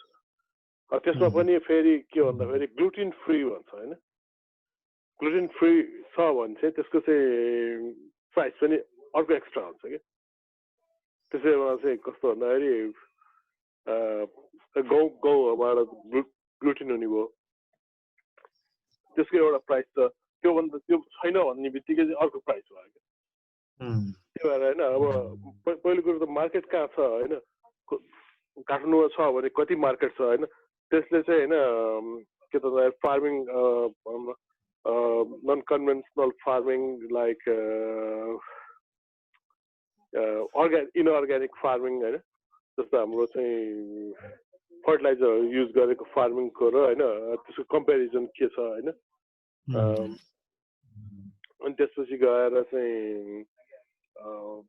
त्यसमा प्रफिटेबल छ कि छैन भन्ने कुरो नै जान्नु पर्यो पहिलो कुरो अर्ग्यानिक फार्मिङ मात्र गरेर मात्र अर्ग्यानिक फार्मिङको राम्रो त छ तपाईलाई थाहा छ हैन अब स्वास्थ्यलाई पनि राम्रो गर्छ तर के त भन्दाखेरि कम्पिट गर्नुपर्ने आखिर त हामीले इनअर्ग्यानिक फार्मिङसँग नै कम्पिट गर्नुपर्ने हो नि त नेपालमै पनि कतिको स्टडिज भएको छ भने थाहा छैन हैन अब बाहिरको कुरा गर्ने हो भने चाहिँ हैन अब इनअर्ग्यानिक भन्दा अर्ग्यानिकको चाहिँ प्राइस धेरै हुन्छ त्यो हुनाले हैन अब हैन धनजीलाई चाहिँ धेरै थाहा होला हैन मलाई चाहिँ के भन्नु त्यति नै हो मार्केटै हो सबभन्दा ठुलो कुरो भनेको मार्केटै हो अनि कन्ज्युमरको डिमान्डै हो हैन